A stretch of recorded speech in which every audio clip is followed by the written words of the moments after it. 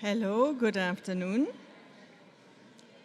We will slowly but surely start, if everyone's ready. Okay, perfect. My name is Judith Wellen, good afternoon, and I have the pleasure, together with my colleague Frank Albrecht, to be your Masters of Ceremony today and guide you through this day. So any questions you might have, maybe not right now, but a little later on, please feel free to contact us and we'll be there to help you and guide you. But first of all, a very warm welcome to the 2003 Philipp Schwartz Forum and Inspireurope Stakeholder Forum, obviously. We're glad to have you. We're really happy that so many of you made time to be here with us today. So thank you very much for being here with us. Before we start, and this is part of my role today, we have some background information. There's numerous information, so I'll try and make sure I forget nothing and read it off my script. So please don't worry if I don't look at you for a second. We have tried to make this, and this is maybe the first and important point, to make this meeting as accessible as possible. So this afternoon will be streamed online, and also several of tomorrow's sessions will be hybrid. Many of you are already aware of that, but just so you know. You will also find that we have taken several measures for reasons of sustainability. Once again, we're offering a meatless buffet, as you may already have noted. Also, we have reduced the number of printed program booklets, so we will encourage you to download the app if you haven't done so already, to see the detailed information about the forum, the speakers, the venues, and you will also find that you have a personalized program there. So do download the app, it's really worth it. This also means that we have reduced the number of printed program booklets. So the app is there for you, but you will not find so many programs on your seats as usual. Safety and security is another point that I would like to highlight before we dive into the discussion. This is of utmost importance to us, obviously, and we do realize that many of you are still exposed to elevated risk. And I would like to highlight the precautions we have taken to make sure that everyone feels safe in the course of these 2 days we have together. Upon registration, researchers had the opportunity to choose a pseudonym and enter an alternative institution for their name tags, and some of you have done so. We are broadcasting today's plenary via YouTube, so the Humboldt Foundation is also employing a photographer to document the forum, and this is just to make you aware of that again, and representatives of the media have been invited to parts of this event. However, and this is very important to stress, we will ensure that during filming only the stage area is shown, and tomorrow only sessions that are unrelated to individual risk researchers are offered online. The photographer and media representatives have been instructed on photography and filming restrictions, so everyone should be aware that safety is of the essence. Attendees who do not wish to be photographed, which is obviously perfectly understandable, will find designated no photo zones in the meeting rooms today and tomorrow, also including this room. No photos or filming will be conducted in these zones on behalf of the organizers. And having said that, we would also like to ask attendees to refrain from photography or from videography, and we thank you for that. Whenever you ask a question, please ensure to refrain from sharing identifying information on yourself or on anyone else. And in order to avoid that your voice is recorded on the online stream, you can also request any staff member to pose the question on your behalf. And if the members of our staff could very briefly raise their hands. Staff members, yeah. Thank you so much for that. So these are the people for you to ask if you have any questions regarding that, or if you would like them to read your questions for you. Now let me close, or almost close, by thanking the team that has been working to bring this event in these extremely demanding times. and to our wonderful partners within the Inspireurope consortium and across the globe. We are proud to share also that our team has recently found a new structure mirroring the Humboldt Foundation's commitment to the protection and the support of at-risk scholars. And it has been my great pleasure to work with Frank Albrecht, who is over there, who is heading this new division in our strategy department under the heading Philipp Schwartz Initiative and Academic Freedom, which is home, obviously, of the Philipp Schwartz Initiative, but also of the Humboldt Foundation's MECA for Ukraine program and to Inspireurope Plus. Beyond our work for scholars' protection, this department will also coordinate and expand the Humboldt Foundation's commitment in relations to questions of academic freedom. So now I'm really almost at the end of my little introductory remarks. There remains only one thing, and this is to welcome our host for today to the stage, which is Herbert Grisop. Herbert, thank you so much for having us. The stage is yours if you want it.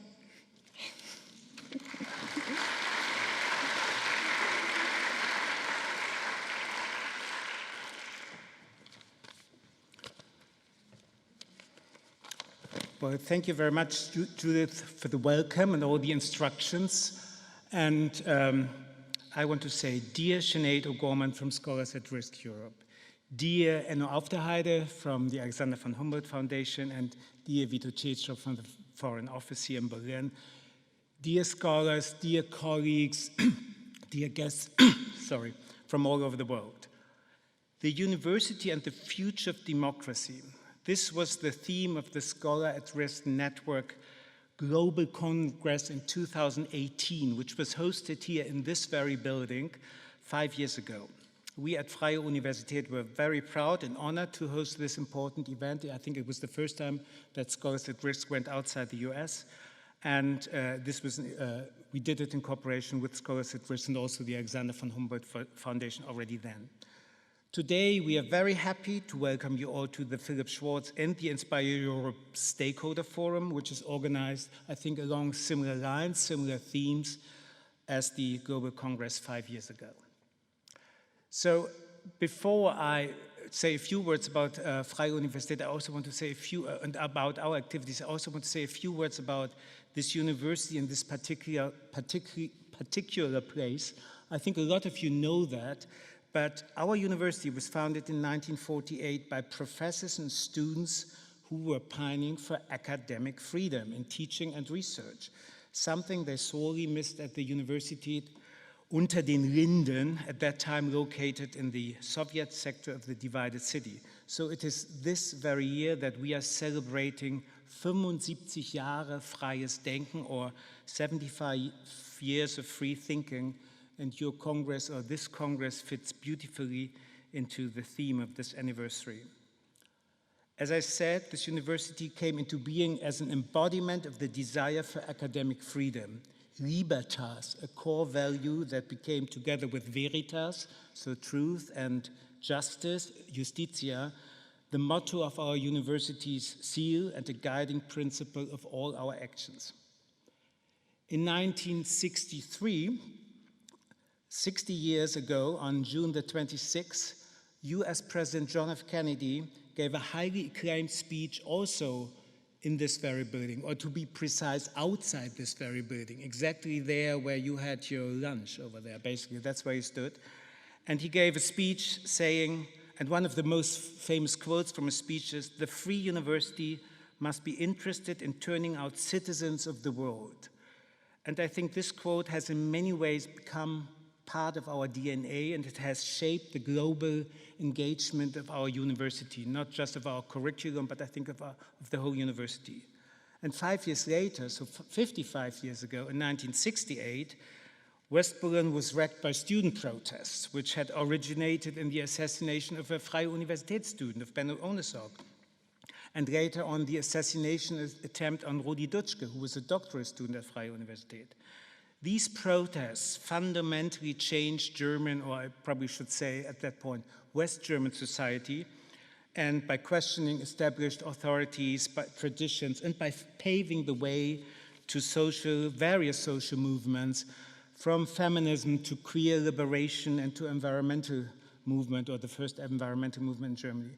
So these brief spotlights on the history of Freie Universität exemplify that this university, or that our university, I should say, was never one that immured itself in ivory towers.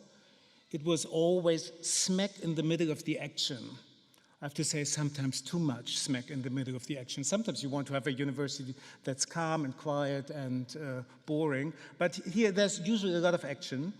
And this university was eager to live up to its founding principles, to connect with partner universities in the West and in the East.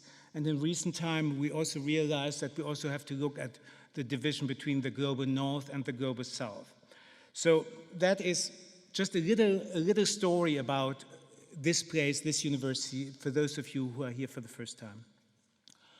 After having successfully applied for the second time for the title of University of Excellence in 2011, the university's then executive board decided to honor our original pledge to academic freedom by apportioning significant funding to measures for the hosting and protection of threatened scholars. From the taking of this decision, it was a small step for us to sign up as Germany's first Scholar at Risk member later that year. And since then, we have hosted, I think, our latest figures are more than 50 scholars at our university. Usually they're here for 2 years. Some have been here for up to 5 years. Funding, as you know, came particularly from the Philipp Schwartz initiative, but also the Berlin-Einstein Foundation. We have had a lot of cooperation projects with the IIE Scholar Rescue Fund. Our own alumni organization, the Ernst-Reuter Gesellschaft, has funded. And last but not least, I think we have, or I know, we have provided a lot of funds of our own to host scholars here on our campus. In addition to that, after the beginning of Russia's brutal war of aggression against Ukraine, the International Office of our university financed more than 60 short-term grants for scholars who had to flee their home country due to the war or who fled within the country. So we also handed out, I think, more than 20 scholars for Ukrainian scholars within the Ukraine. Mainly these were Ukrainian scholars, obviously, but we supported also a few dissident Russian academics. And several departments at Freie Universität collected residual funds from their professors to finance individual grants for colleagues in the Ukraine. That was, I think, really something new, that our professors were willing to give up their own funds, the university funds, to hand it over to refugee scholars. Usually we do this with centralized funds, but here we actually had a bottom-up initiative from professors. Well, let's go to the general situation. During the 5 years since the inspiring Global Congress from Scholars at Risk here, the overall situation of academic freedom across the world has deteriorated significantly, at least according to the Academic Freedom Index. Some of you might know this Academic Freedom Index. It's a project by the University of Erlangen, Katrin Kinzelbach. It's in cooperation with Scholars at Risk, also with a scholar from our university, Jannika Spanagel. So it looks like this trend seems, or it is unlikely that this trend will change during the next year. So we need to prepare ourselves for more scholars from the humanities and the social sciences, from the natural sciences, basically really from all subjects, who are seeking refuge abroad and new opportunities in exile. I think we can't close our eyes, we just have to do it. And we need the intellectual exchange concerning academic freedom. We need to discuss concepts of diplomatic resilience, of science diplomacy, and we need to discuss the question, and it's something we discuss a lot here at Freie Universität, what is the right institutional behavior towards authoritarian states and towards institutions in such states. But we also need, and that's, I think, something we're going to do over the next 2 days here, we also need to exchange best practice and pragmatic help and support. At Freie, we've organized the mentoring program Academics in Solidarity that brings scholars and engaged mentors together, and which has worked closely with the Philipp Schwartz program, and I think is organizing a couple of training programs tomorrow. We've also organized for more than 7 years now intensive German language courses for hundreds of refugee students, mostly not for scholars, mainly for students. But I think these German classes have had a huge effect for the participants, for their access to the German system, for their integration into the German system.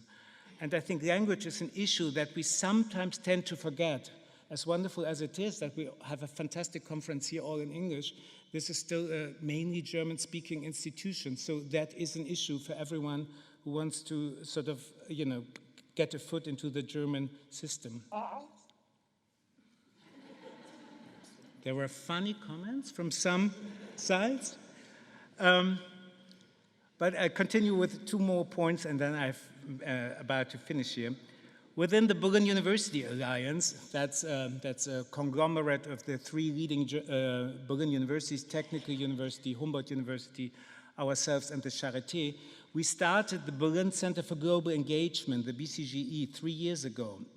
There we are also trying to coordinate Berlin efforts on questions of science diplomacy, defense of academic freedom, and we also tackle practical questions from how to help Ukrainian scholars or deal with the rigidities of the German visa regime. Mr. Cicero, I'm looking at you.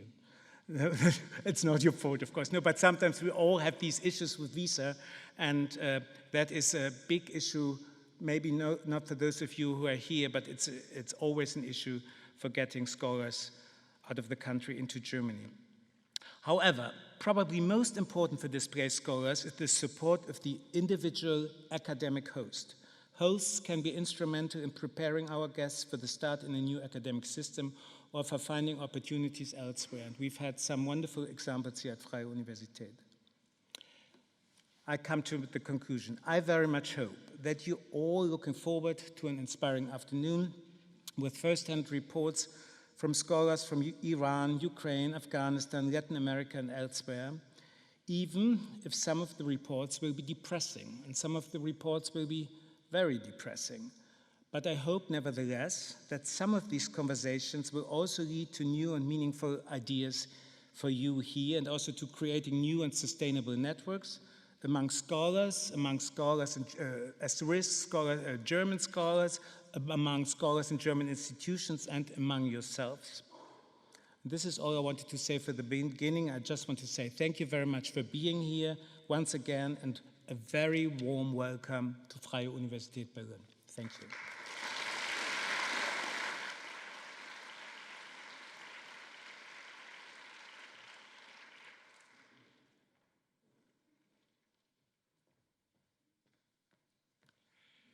Yes, so, dear colleagues and guests, liebe Herr Cecere, liebe Frau Gelsen, a warm welcome also from the Alexander von Humboldt Foundation. I'm really glad that I can welcome you to this conference that, again, we organize together with the Inspireurope Consortium. I am also very glad that we are here together with the Pause program of the Collège de France and Scholars at Risk, and I welcome my colleagues from those organizations full-heartedly. And of course, many thanks to Freie Universität Berlin. Herr Grieshop, you have pointed out how much Freie Universität has been a pioneer in the commitment to protect the free pursuit of knowledge. And for example, tomorrow, the Academics for Peace initiative of Freie Universität Berlin will again play an important part in supporting and preparing tomorrow's coaching and training sessions. Well, if we look at the current state of academic freedom across the globe, we observe numerous major crises affecting civil societies and academic communities, and we all have so many things in mind that I won't mention any particular crisis. So it's difficult to not despair, and so I think the way how we can really find a source of comfort is that we look at the initiatives or responses to these crises in many countries, not only in Europe, but also in Europe, and of course here in Germany. Over the past years, support for students, researchers, and other vulnerable members of civil society has grown among the higher education institutions and in the research organizations. And that is both on the grassroots level and on the national level. And to all these actors, from funders to policymakers to higher education institutions, I can only say thank you for your solidarity and commitment. But my deepest respect, of course, is owed to the researchers and students in this room and elsewhere who refuse to bow to the threats of persecution and armed conflict. We have a lot to learn from you.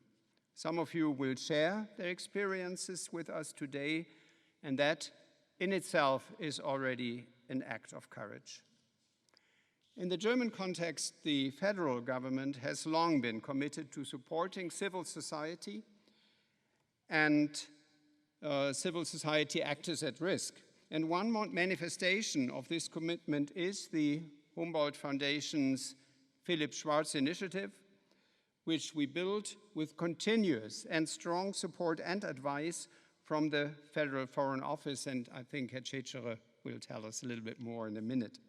And on the European level, it's the MSCA for Ukraine program and project that was made possible by the European Commission and which was implemented by Scholars at Risk Europe, by the European University Association, and by us at the Humboldt Foundation. But it is not only these initiatives. I feel that the most important support for Scholars at Risk comes from their host institutions and from their academic mentors and other committed staff. And I would like to thank all those who are working tirelessly to help exiled scholars rebuild their lives in a safe haven. This conference would not exist without our partners. Some of them I mentioned already, and let me again take this opportunity to especially thank Scholars at Risk Europe and the Council for At-Risk Academics. And because you really have supported us from the very, very beginning with invaluable advice. We could not have been able to build up the Philipp Schwartz initiative without your continued support, because you had been so experienced and we were really newcomers in this field. And on this occasion, I want to mention and acknowledge that the CARA, the Council for At-Risk Academics, as I understand, was celebrating its 90th anniversary just yesterday. Of course, we have to acknowledge that the foundation in 1933 was elucidated by the Nazi regime in Germany. And we are very glad that even though you had a lot to celebrate in London, you're here with us today. Thank you. And let me close by thanking the co-hosts of this forum, our Inspireurope partners, because spanning Europe from Maynooth to Göteborg and from Paris to Thessaloniki, this consortium has really brought about mutual learning, policy advice, and it is really based on trust, close collaboration, and mutual support. And it is therefore my really great pleasure to introduce Mrs. Sinead O'Gorman, the Director of Scholars at Risk Europe, who is here with us today. Welcome.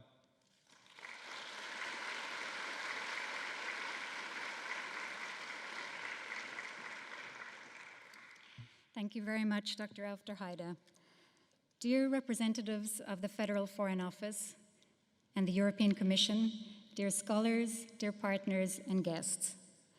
On behalf of Scholars at Risk Europe and the Inspireurope Consortium, let me join Dr. Aufderheide in welcoming all of you to this annual forum.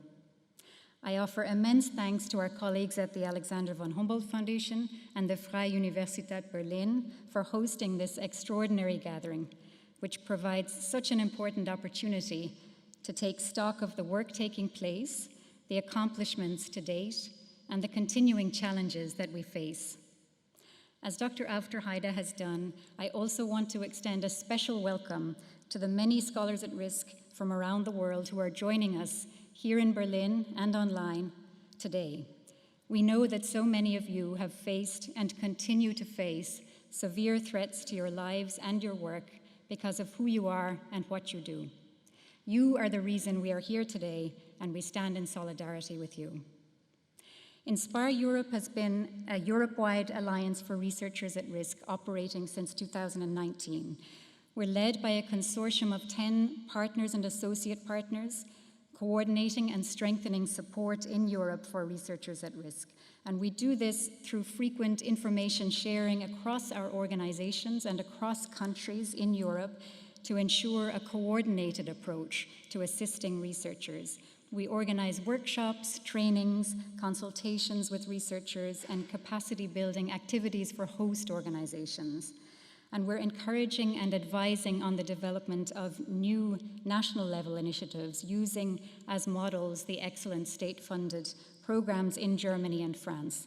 And we provide input to European level policy-making processes on matters relating to researchers at risk. Inspireurope continues to be an effective vehicle for concerted action across Europe, and on behalf of the consortium, I express our gratitude to the European Commission's Marie Skłodowska-Curie actions for funding this coordination work. And I welcome Claire Morel, head of the MSCA unit, and Alan Craig of the Research Executive Agency, and their colleagues who are joining us here today. The European Union's support for Inspireurope, as well as for the MSCA for Ukraine scheme for displaced researchers from Ukraine, is making a real difference to the lives and careers of researchers at risk. And this EU support also sends a message to authoritarian regimes that threats to scholars and academic freedom are unacceptable. We know from the Academic Freedom Index that threats to academic freedom are on the rise. We know from the applications our organizations are receiving from Afghanistan, from Ethiopia to Myanmar and beyond, that threats to scholars continue at an alarming rate. We know also that there are many uncertainties to navigate in the weeks ahead. How will the outcome of the elections in Turkey affect scholars and academic freedom in that country and region? What does the latest wave of executions in Iran mean for scholars wrongfully imprisoned? How many scholars from Sudan will be displaced? And how long more can Russia's atrocities continue in Ukraine? But amidst great uncertainty and concern, there's also cause for hope. The community of academic freedom defenders, this global movement that we're all a part of, has never been stronger. In March of this year, 72 countries came together before the United Nations Human Rights Council to issue an historic joint statement in support of academic freedom, affirming that without academic freedom, there is no safeguard against the manipulation of information or against the distortion of history. And this type of recognition of what is at stake is crucial, but even more essential are the concrete state-led initiatives already underway to strengthen academic freedom protections. This includes new efforts at the European Parliament, the European Research Area, and the European Higher Education Area to enhance systems to measure and monitor academic freedom and related values. These efforts will be complicated and will require significant resources, but if they allow us to respond to situations of concern before scholars are forced into exile, the payoffs will be invaluable. It is now up to all of us as a community of academic freedom defenders to be at the heart of these European and state-level efforts, whether as scholars who have experienced first-hand threats, as universities with experience negotiating agreements in countries where academic freedom is repressed, as NGOs that respond to thousands of requests for assistance, or as academics with deep expertise in the field. It is up to all of us to ensure that defending academic freedom is more than an academic discussion. We hope that this forum will present an open and welcoming space for all of you to bring your ideas and experiences forward, to learn from each other, to shape and guide these promising efforts to protect academic freedom.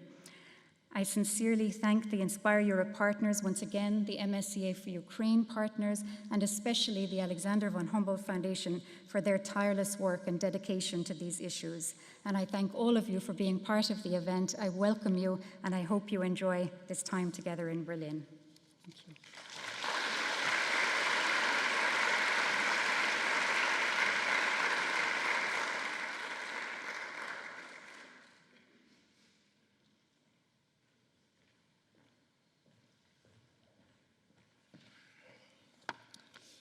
Ladies and gentlemen, dear scholars, dear academic mentors, dear host institution, representatives, excellencies, representatives of the European Commission, members of the Inspireurope project and partners from across the globe, dear Ms. O'Gorman, dear Ms. Wellen, liebe Frau Wellen, lieber Herr Aufderheide, lieber Herr Albrecht, ladies and gentlemen, to make a long story short, good afternoon to this very important event today here at the Freie Universität Berlin.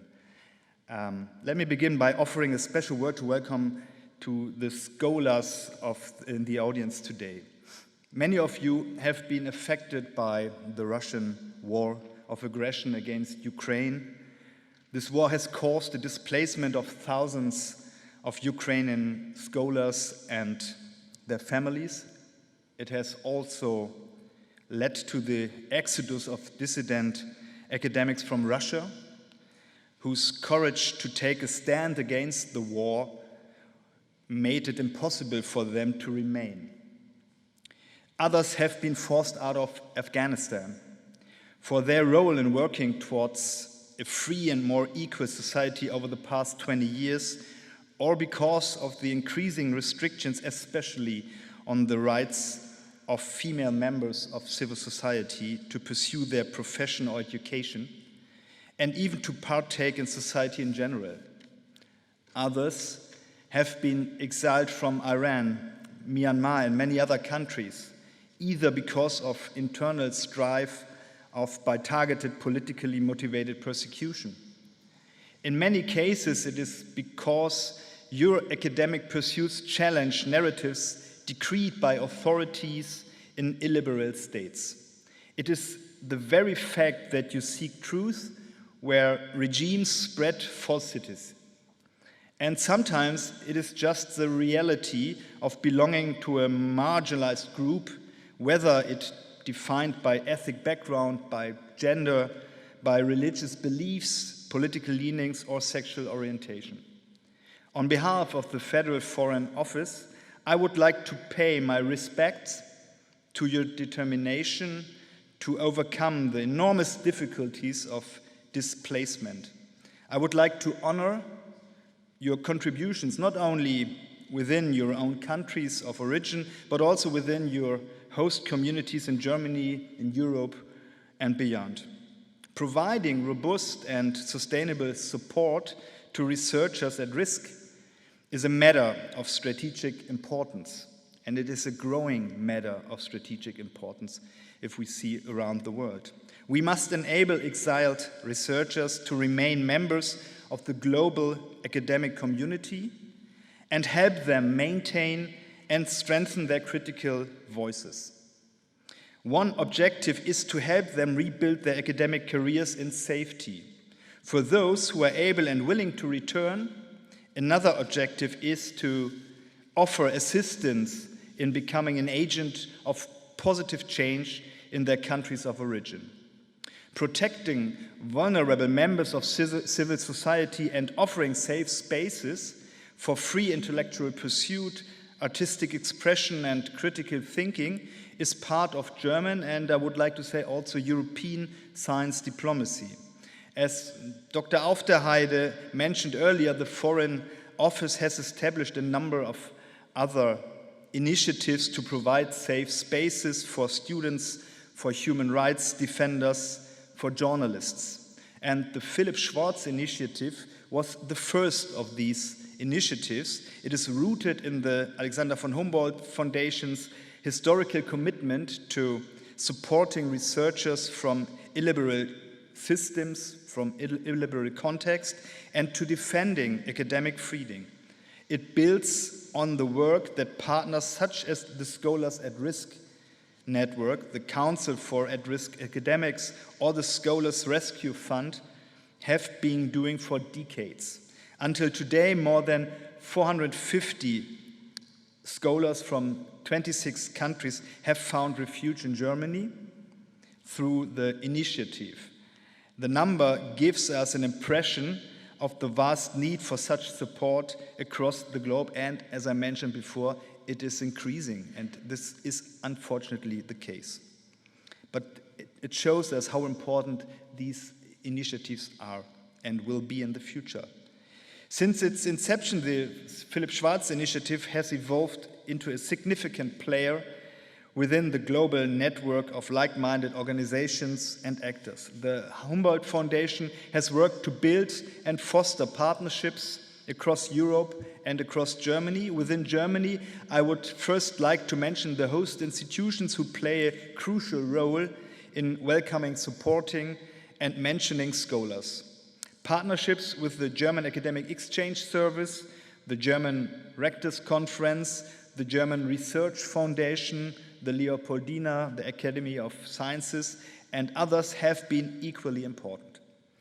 On an international level, this conference is a manifestation of the power of European collaboration that the Inspireurope project represents.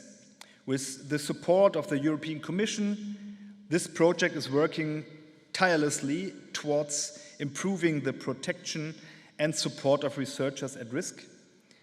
It is also the origin of a consortium that is now implementing the MSCA for Ukraine program, a major undertaking to support over 120 displaced Ukrainian researchers hosted at institutions across EU, member states, and Horizon European Associated States. So, all this illustrates impressively what can be achieved within networks of trust and of cooperation. On behalf of the Foreign Office, I commend all of you on your joint efforts. I'm deeply grateful for that. Thank you for your attention.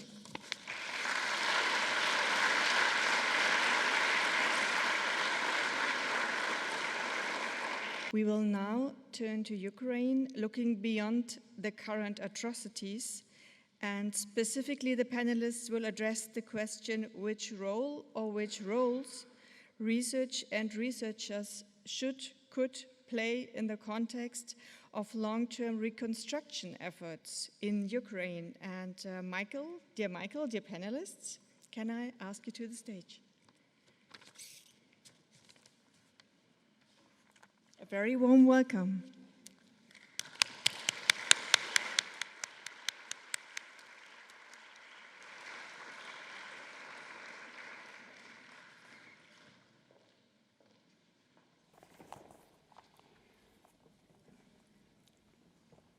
Good afternoon, colleagues, and welcome to this session on rebuilding Ukrainian academia, a driving force for reconstruction. My name is Michael Gebel. I'm from the European University Association, a Brussels-based representative organization of more than 800 universities across Europe, including with members in Ukraine. And we are also a partner in the Inspireurope project. Let me thank you, the Humboldt Foundation, Scholars at Risk, the Philipp Schwartz Foundation, and the Inspireurope project for organizing this forum, and also use the occasion to congratulate our host, the Freie Universität of Berlin, to their 75th anniversary, both on behalf of my organization, the EUA, of which you are a member, and also as an alumnus of this university. I would like to introduce you briefly to my panelists here, and I start at the very right, seen from and also from the audience's side. Oksana Soimenich, Program Director of the MSCA for Ukraine at the Alexander von Humboldt Foundation. So this initiative, which has just been established not even a year ago. Then we have here Stephen Woodsworth, Executive Director of UK's Council for At-Risk Academics, has already been introduced by Enno Afterheide. Congrats also to you turning 90s. And I think it sets a clear signal how you can see how times are changing. We have then Alexei Kolychuk from the Tarashenko National University in Ukraine, and he's also the chair of the Scientific Committee of the National Council on Science and Technology Development, and he is also at the moment a fellow of the Philipp Schwartz Foundation at the University of Mainz. And we have Claire Morel, head of the Marie Sklodowskaja-Curie Actions at the European Commission in Brussels. And next here to me, Jerzy Duczyński, who has been until last year the president of the Polish Academy of Sciences and is now the advisor to the president. You know what this session is about. The Russia's invasion in Ukraine impelled an immediate display of solidarity and support by higher education and research institutions, governments, and other organizations. But we are currently at a moment, as the war is in its second year with no end in sight, that we probably have to reconsider our approach and to think of how we can establish more long-term, more strategic approaches that help the Ukrainian higher education and research sector to continue and provide its contribution to reconstruction and further reform of the country. We will guide this as a panel discussion, so no slides. We hope to have an interactive conversation here. We hope that at the end there will be an occasion for 2 or 3 questions from the audience. Before we start to really address the rebuilding of Ukrainian academia, probably it's good to look back what has happened so far over the past years. What were the measures that had actually been useful and shown impact? What would urgently need to be changed or further improved? And I address Alexei first. From your point of view,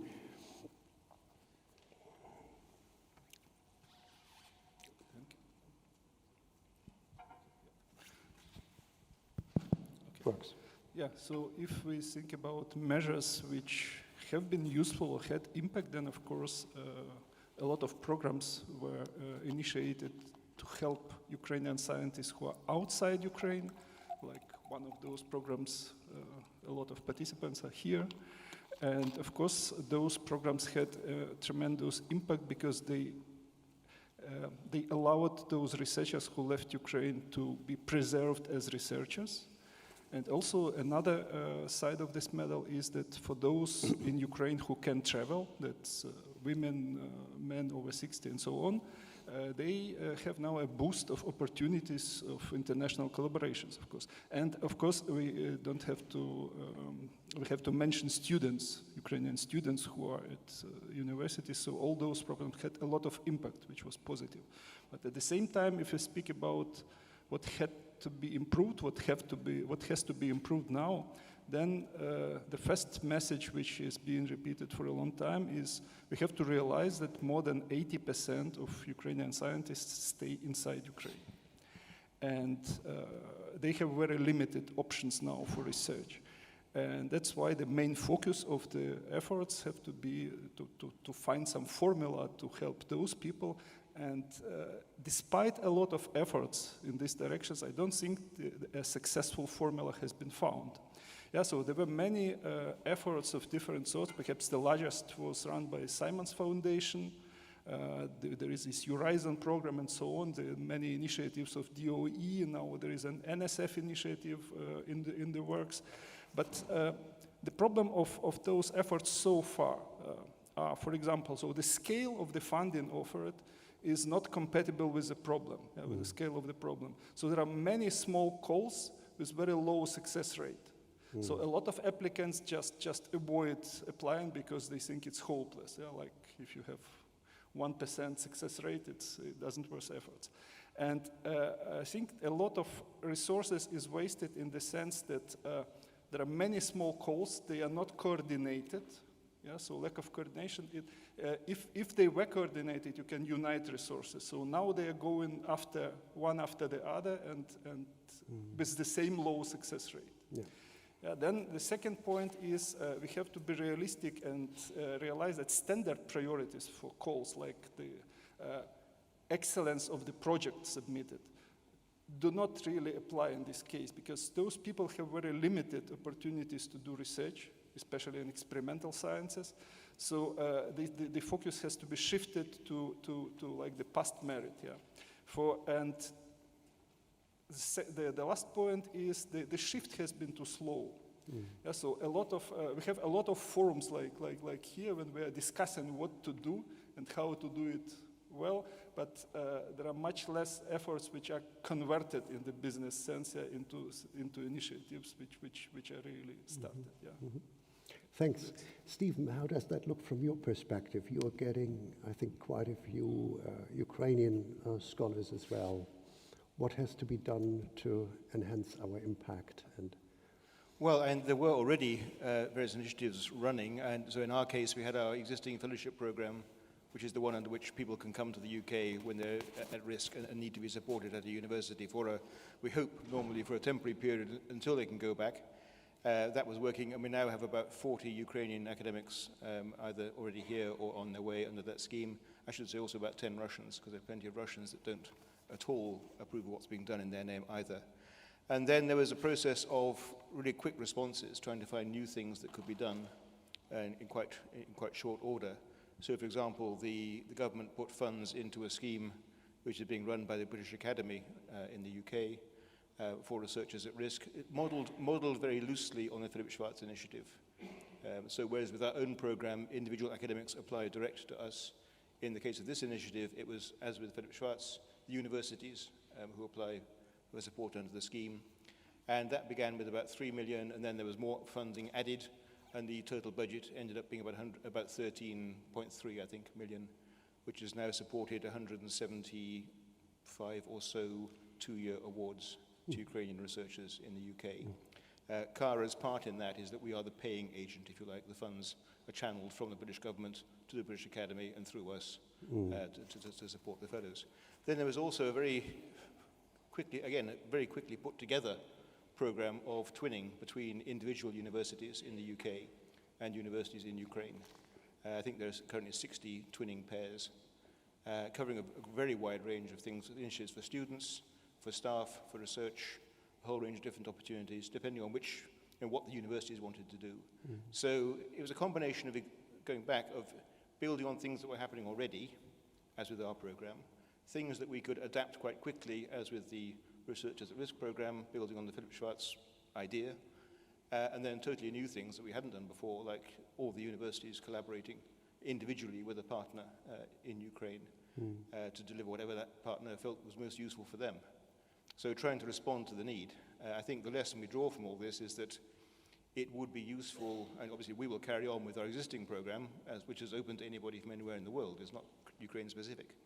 But also we need to have structures in place, given the way the world is going, that we can respond more quickly and perhaps in a more organized way than we did just after the Russian invasion.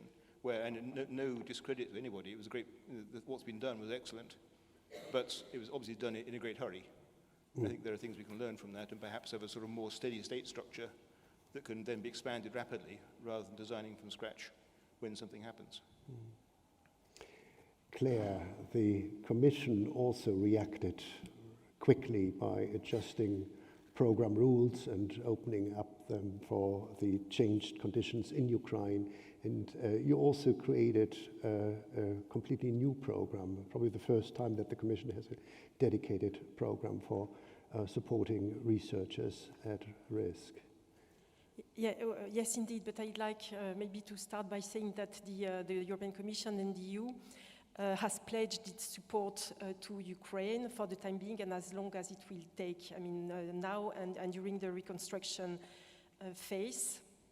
The Commission is also actively steering the work of a multi-agency donor coordination platform for Ukraine, because as you've just mentioned, I think the issue of coordination is important, is key, and the issues of research and innovation, education need to be tackled at that level as well. For example, Ukraine has indicated in the framework of this overall coordination mechanism that the rehabilitation of education facilities, I mean, is a priority already for this year. When it comes to research and innovation, Ukraine is now associated to Horizon Europe, which is the framework program for research and innovation, and which gives it the same access as any European country. Being associated means they have exactly the same right. Ukraine did not have to contribute financially to participate in the program, and we are really encouraging any applicants to create opportunities for Ukrainian researchers and Ukrainian organizations. So it means that, in fact, the level of participation of Ukrainian organizations in Horizon Europe is the same as in the best year under Horizon 2020. So it means there has not been a fall in the participation, and this is due to the fact that there has been a very strong mobilization within the European R&I community. Despite the fact that Ukraine has not yet nominated national contact points for Horizon Europe or for the Marie Skłodowska reaction, we understand that in a war situation, this is quite complicated to nominate this person, but they are key to provide support to institutions. So my impression is that although we do not have this kind of national contact points, I think that the national contact points in the EU and universities researchers are playing a bit this role. An office in Kiev will be open in the second half of the year. It will be the Horizon Europe office to support organizations and researchers to apply, to prepare quality applications. So I think this is a good news for the R&I community. When it comes to let's say, the scheme that we launched last year in no time with the support of the consortium that is represented today, Inspireurope, we decided to launch a dedicated project to researchers from Ukraine who had to flee the country. Today, there are several representatives from most institutions and researchers who are benefiting from these schemes. We're very happy that it was done rather smoothly, although it was, I think, for us and for the organizations that are implementing the projects quite new, and there were a lot of challenges in setting it up.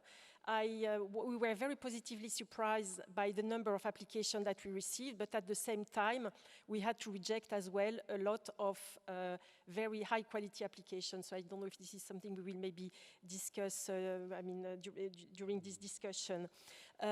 Lots of research organizations, lots of universities applied, but no organization from the non-academic sector. So we had no companies, no business, no SMEs. This is probably due to the fact that there were no prior connection. I mean, it would be interesting to see why this didn't take place. And I'm personally extremely interested to see if the connection with academia in Ukraine takes place in the framework of this project, because this is one of our objectives, that the researchers taking part in the projects continue to keep contacts with academia in Ukraine. For example, we have introduced the possibility to do part of the fellowships in Ukraine. So for those of you who are here and were not aware of this possibility, it's possible to go back if let's say the conditions allow it to Ukraine as part of this fellowship scheme.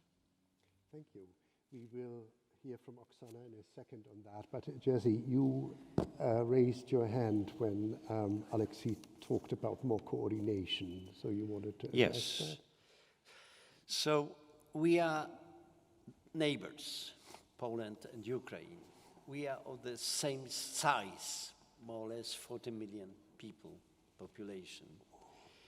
It is true that in our countries, I mean Europe, European Union, majority of funding goes on national level, and only 3–5% goes on European level. And here we have the situation that this national level funding is very, very low in Ukraine. So it is very difficult to face this kind of situation, and we have to start. We have different approaches. Of course, we are helping individual scientists who are in a very, very difficult situation.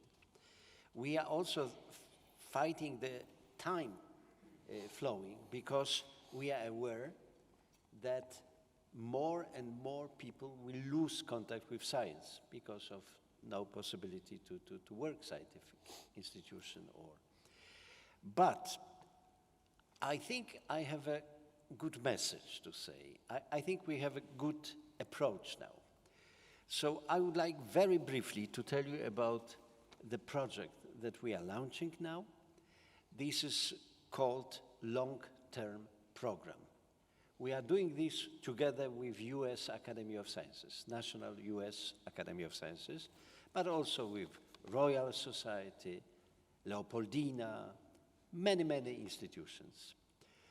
We are founding groups with PI, the leader of the group, being of Ukrainian origin and working at one of the institutes of the Polish Academy of Sciences.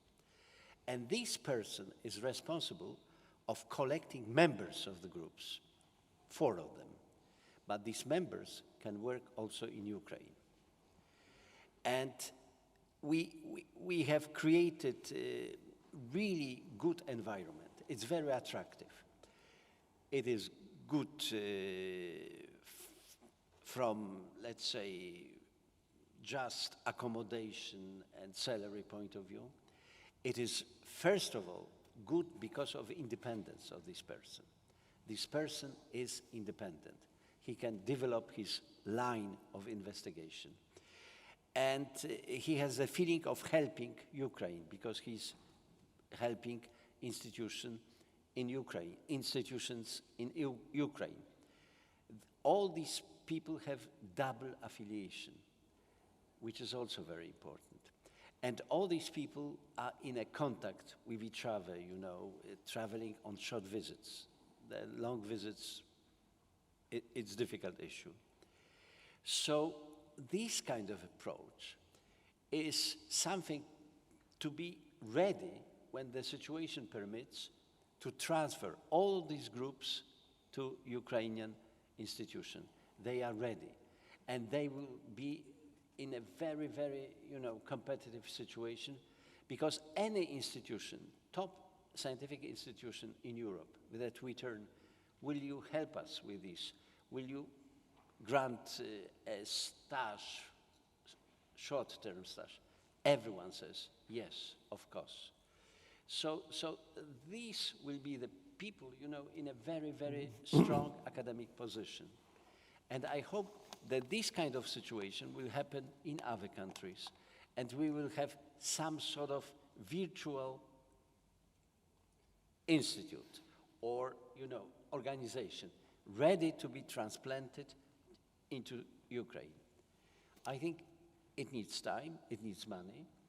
We have accumulated $6 million for this project from these sponsors, but this is drop.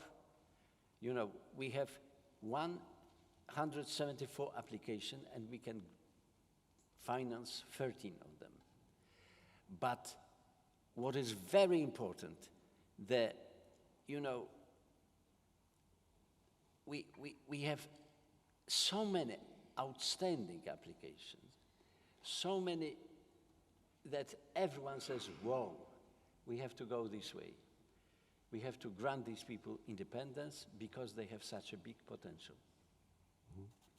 Thank you. I think that was already an interesting and concrete example of what can be done and what it actually means to award fellowships, that this is not just giving somebody money to do research, but that there are other ways of collaboration linked to that.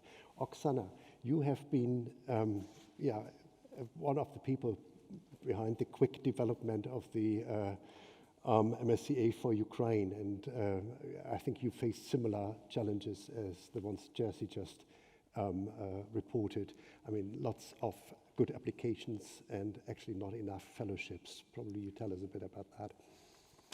Yes, I think when we go back to the question, what we've observed in this year that happened,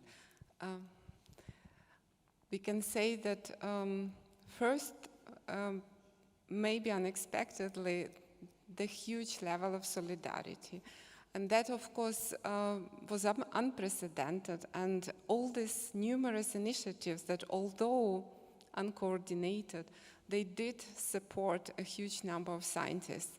It brought the attention to Ukrainian science that maybe it never actually obtained in peacetime.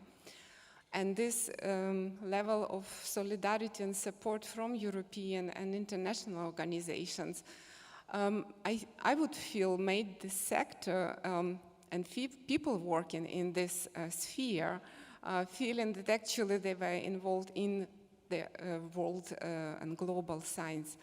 Now, because of the war, and this is the most horrible reason to do academic mobility, the fact is that all of you who were displaced but managed to get the support from individual organizations or through the coordinated programs became ambassadors of Ukrainian science.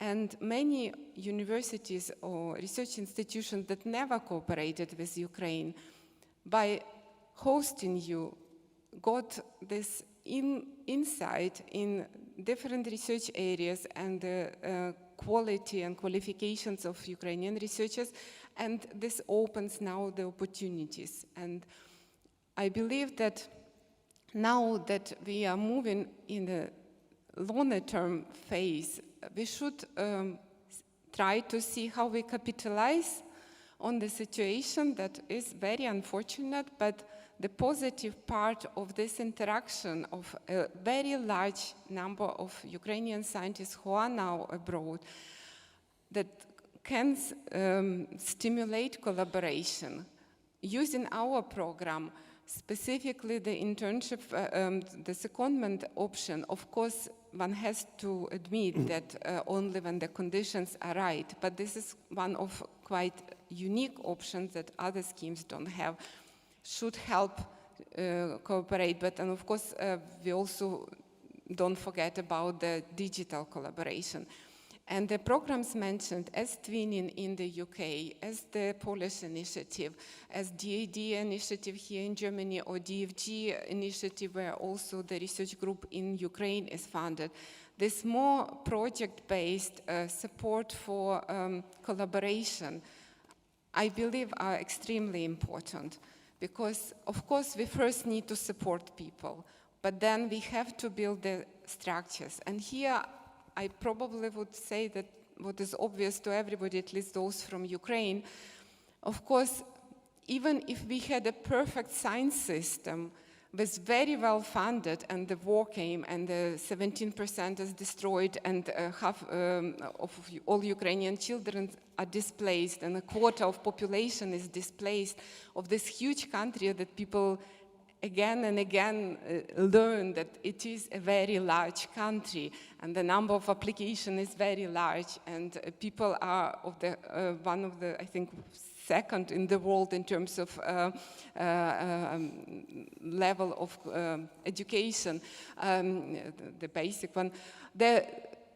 This realization that there is a huge potential, and for to address the scale of the issues, one has to remember that in addition to the war, we have a very long-term diseases of Ukrainian science system, and now we can't just repair the top damage done by the war, which is in itself is absolutely tremendous. We have at the same time to address the core problems, but on the other hand, those problems without the war would have probably never been properly addressed. And now this is a chance for all the people who moved abroad and learn how things could be done differently. Will all the funding for reconstruction of Ukraine that they can lobby, and we hopefully all academic community would lobby, that there is definitely funding for Ukrainian science as the motor of reconstruction of economy of Ukraine, as the very essential part for Ukraine becoming an equal member of European Union. And only then, in those conditions, science in Ukraine would become attractive. So our researchers who now were saved for science and expanded their research networks would have to go back to an attractive place where they can develop, they can train new generations of researchers and contribute to the country. And I think that is, of course, a huge challenge, but it's a longer-term perspective for us. That's really an interesting...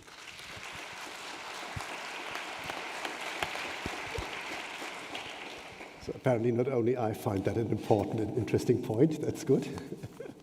But how would that work? I mean, Stephen, out of your experience, I mean, how can scholars that are hosted in the UK support their home institutions and probably, as Roxana suggested, also contribute to system reform, because this is what we would need in the end?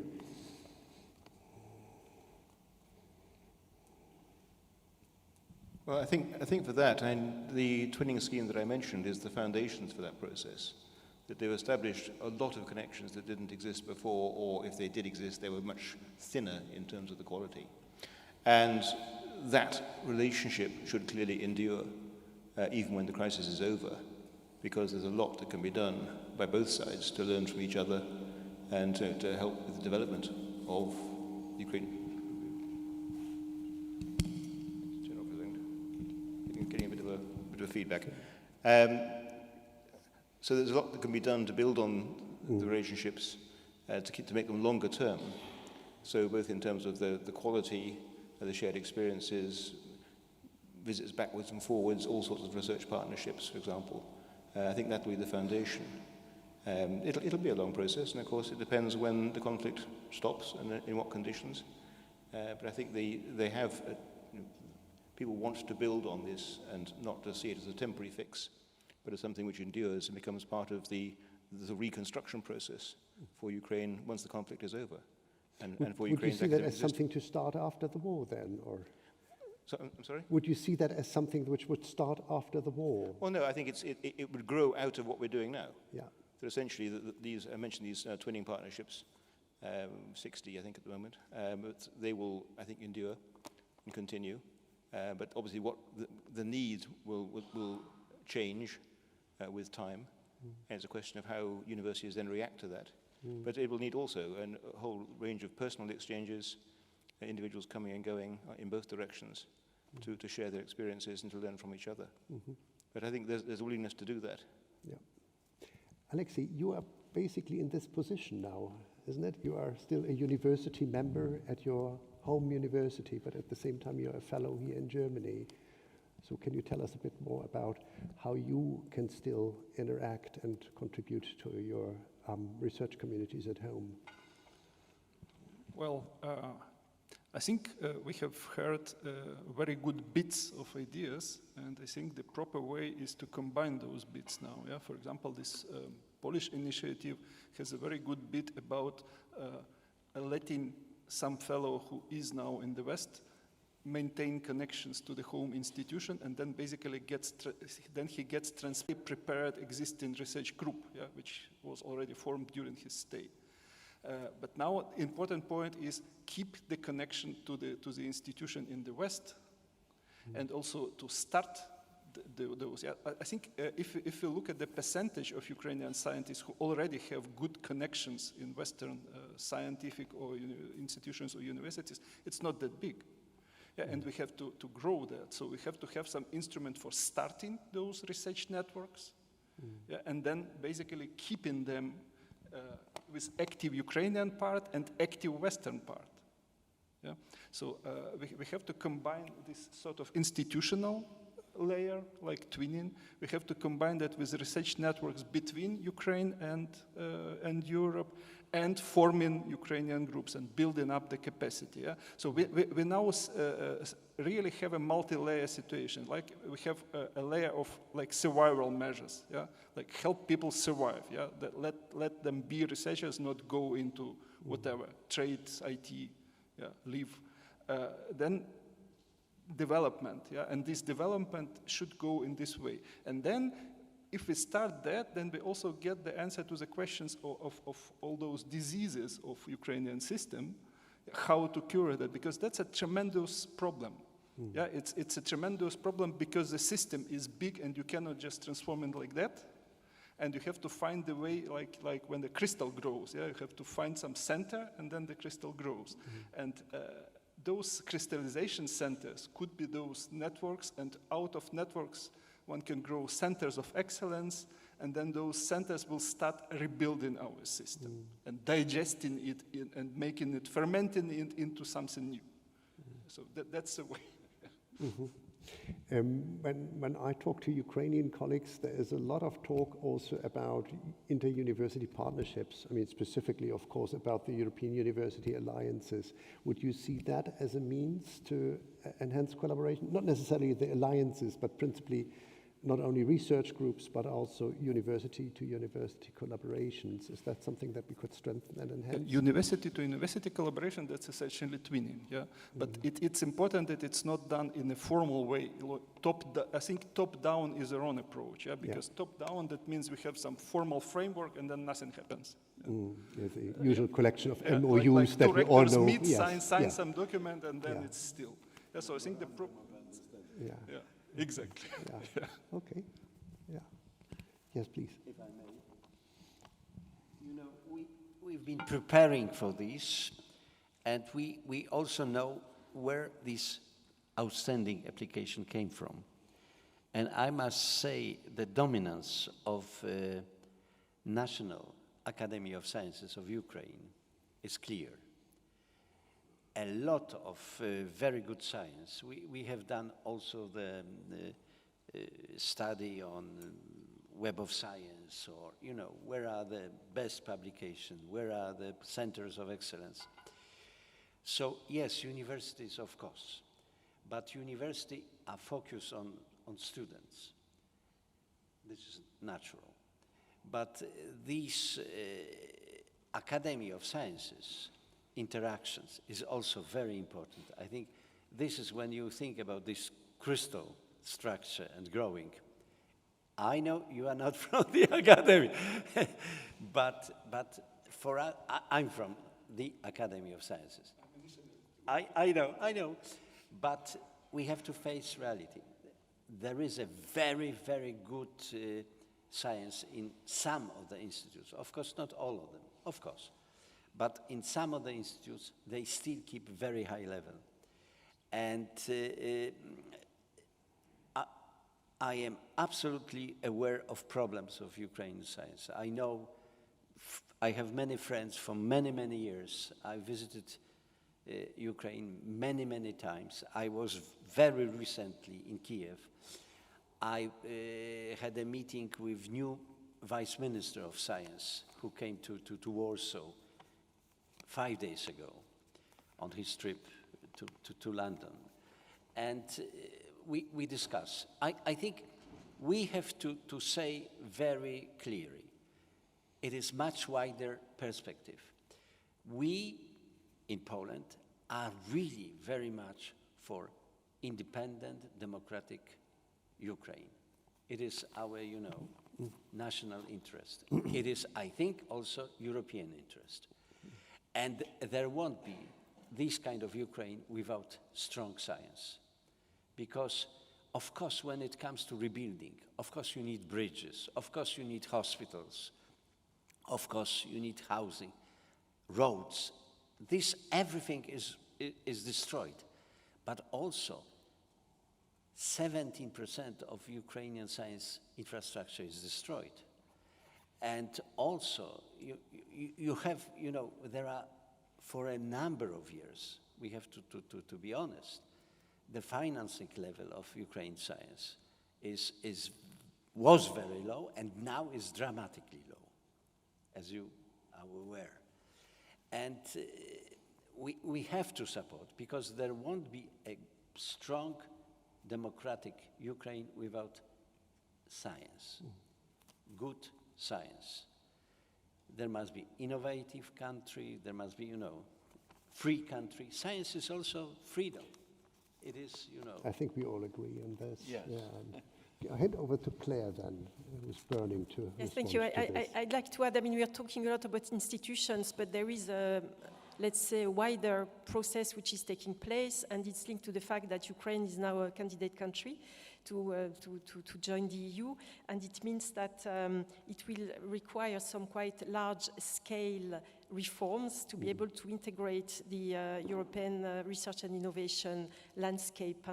So there, I mean, there will need to be quite effective reforms, and I'm thinking in particular of governance that you mentioned, governance reforms, reforms as well to improve researchers' careers, because after the war there will need to be a way to integrate talent from abroad, talent from diaspora, so it means that there needs to be a proper framework to promote researchers' career, to promote, I mean, good conditions. We should not forget as well that Ukraine was attracting a lot of students and researchers from third countries, from outside Europe. There will need to be reforms to attract back all these researchers and those students. Of course, I'm thinking as well of research infrastructure gaps.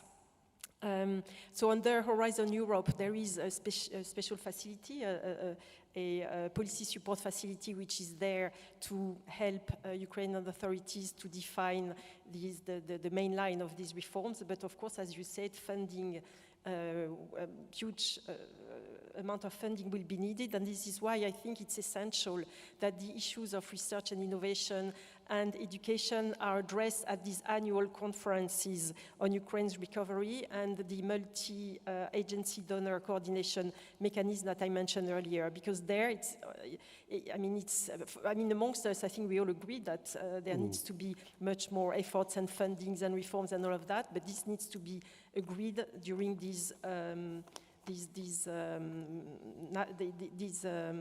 let's say, summit of when the heads of states are there as well. So it's that, you know, knowledge, scientific research, etc., are needed as well for the recovery of Ukraine. What do you advise? I mean, what could we do jointly to make that more urgent? And to say it's not only about schools and no, it's not only about school, it's about and talking as well to other ministries, not only ministries of research, ministries of education. I mean, it's convincing as well other layers in the government, and the ministries of the ministers and the heads of state who are taking these measures, because as I mean, if you look at the priorities in these plans for the recovery of Ukraine, I mentioned earlier, for example, that the rehabilitation of education facilities was mentioned by the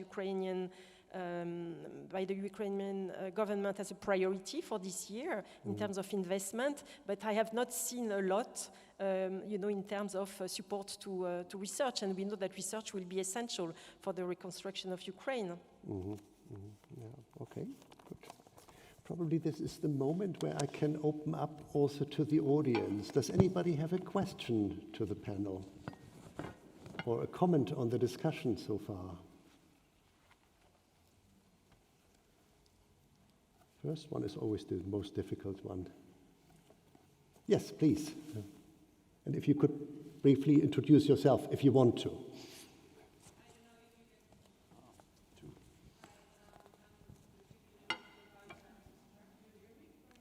Not yet. Oh, it's on. Okay, my question goes that the projects under Horizon Europe as well as Horizon 2020 offers to take on board the Ukrainian partners. How much the European Commission motivated the existing consortiums to take them on board in reality?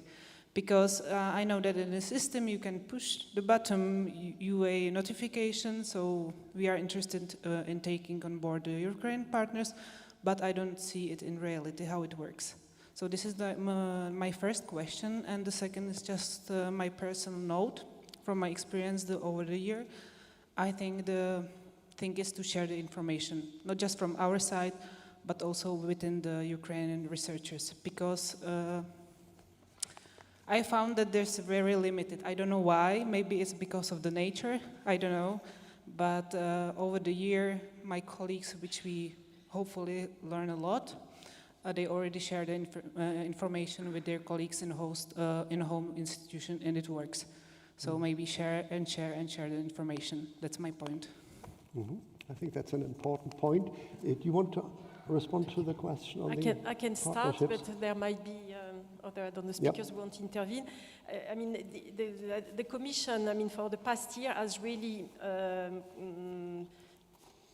spread the messages that if, I mean, whenever possible, we did it for MSCA, we send letters as well to all beneficiaries telling them to take into consideration the possibility to recruit researchers from Ukraine, for example, on our doctoral networks, on our co-funded projects. We do this at the level of the Marie Skłodowska-Curie Actions.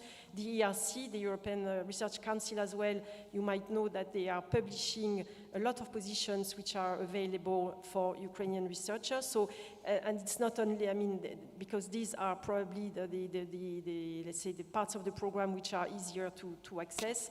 This message has been spread everywhere. As you said, I think there is really a problem of information, and as I mentioned before, the role of the national contact points for different programs of Horizon Europe, and we do not have such national contact points. I understand that it's very difficult now, under the current circumstances, to find, to train, to pay for such experts. So I really hope that with the opening of a Horizon Europe office in Kiev in the second half of the year, this information gap at least will be solved.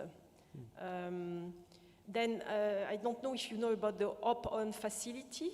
You know about the Hop-On facility. It gives the possibility to researchers or to organizations from Ukraine, but for other, what we call widening countries, which are the countries which are less performing in terms of research and innovation, the possibility to join projects that are already funded. There are now more than 150 such projects. So this is another option. Mm-hmm. Of course, it needs to be publicized, it needs to be explained, and I really hope that this new office will help in that regard. You wanted to?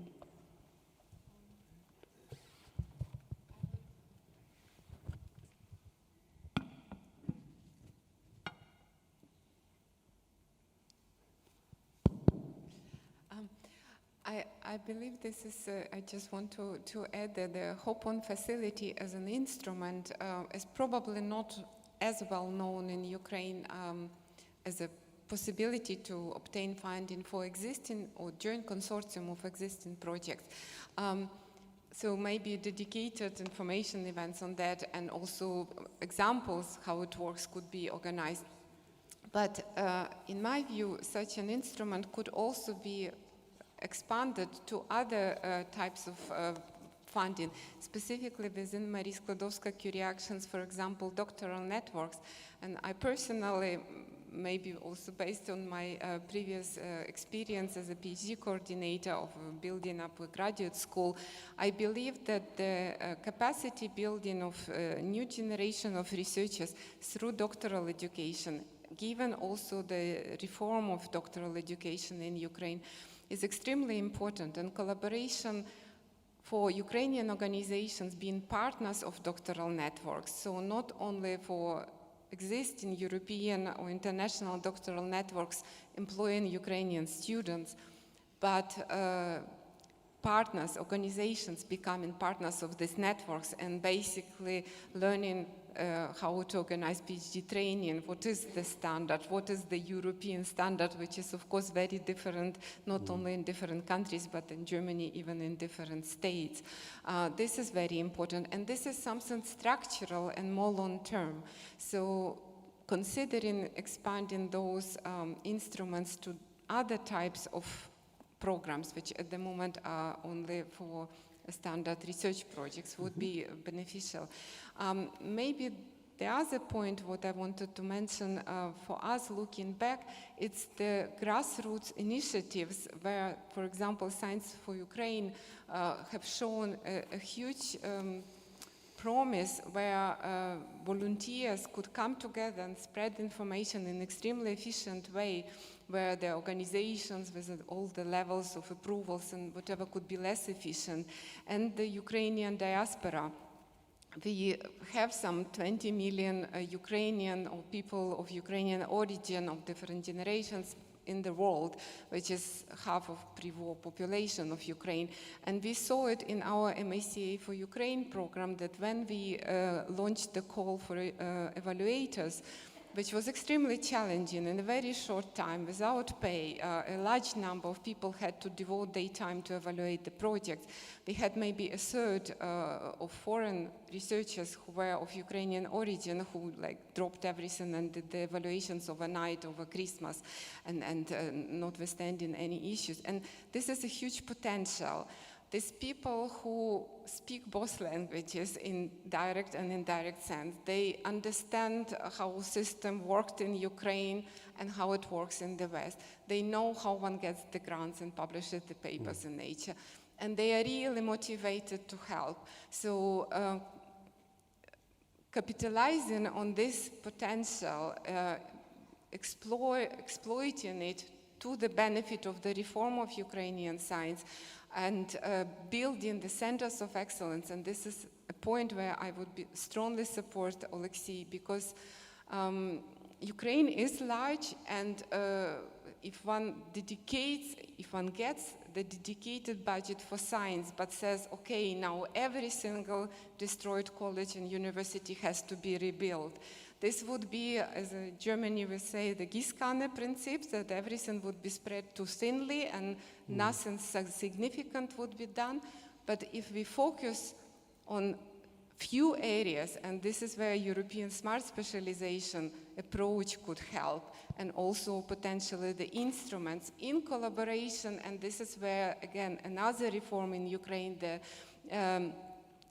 regional development and decentralization could be helpful, where the local authorities could be very interested to promote Lviv as a center of innovation, or Chernivtsi as a center of innovation, and one can build innovation hubs.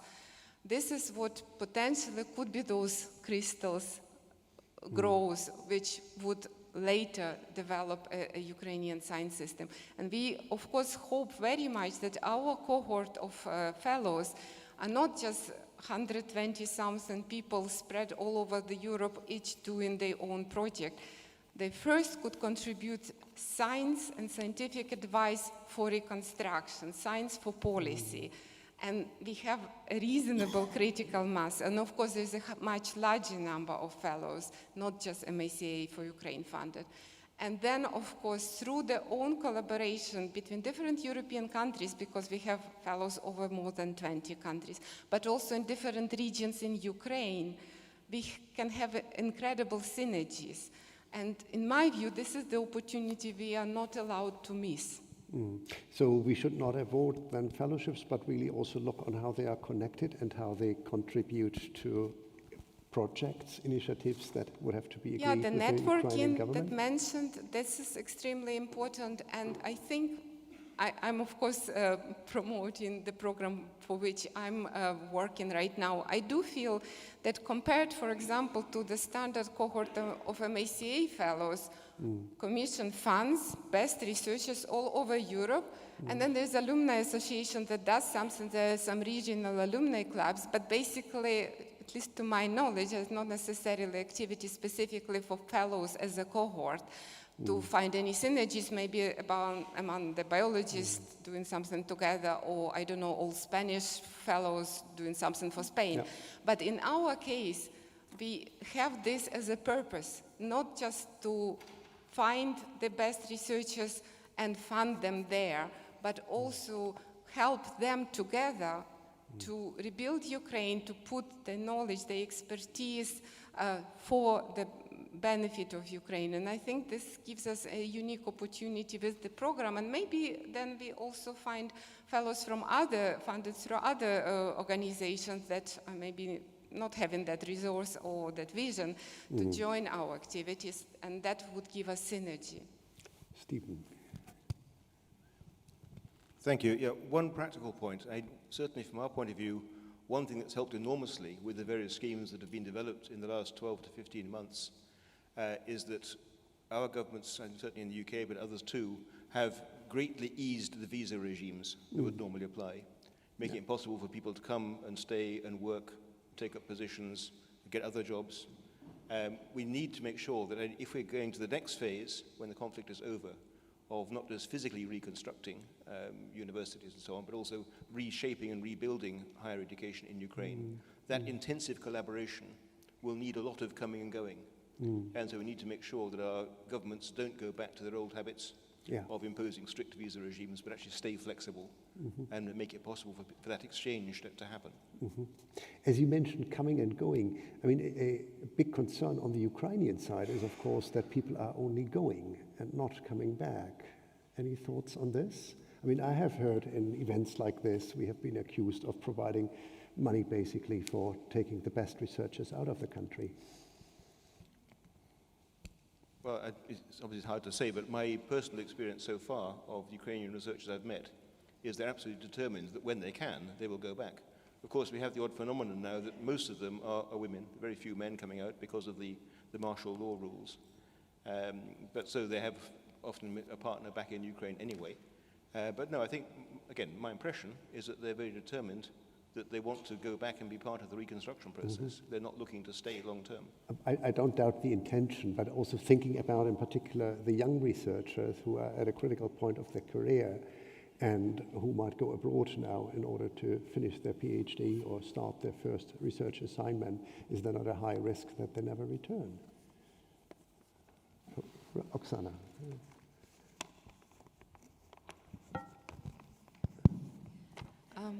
I think this is part of the basic freedoms, and that's why we are happy to be in the free country. And it's a great opportunity for people to use that freedom to develop their career and to take their conscious decision where they best develop their own capabilities. And if that would happen, that for their particular personal development and their scientific development, Germany or Spain or whatever other country is best, this is okay.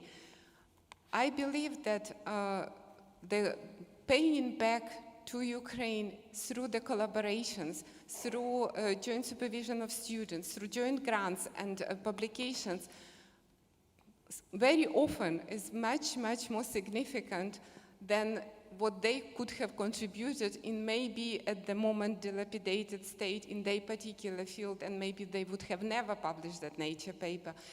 I came across so many top researchers, best published in the field, Yuri Hohodzy, Yuri Kivshar, people originally from Ukraine who are making name not only for their sciences, but also for Ukraine. And thanks to them, people even know that that country exists. But they contribute so much through their collaboration with their former colleagues. And some people, and I believe, and again, this is a bit of a question of a homework that needs to be done in Ukraine. Sahara could have a lot of sun and we can grow very nice seedlings, but if we plant them into Sahara, they will die, and we know that. But if we create the conditions which are supportive for those seedlings, then we can grow forest there. So it's for us to help Ukrainian authorities and scientists in Ukraine to rebuild the system in such a way that it is supportive for scientists, and then they will be very happy to go there. We can't expect reasonable, smart people to do it when conditions are not appropriate. Okay. Alexei, you wanted to respond to that?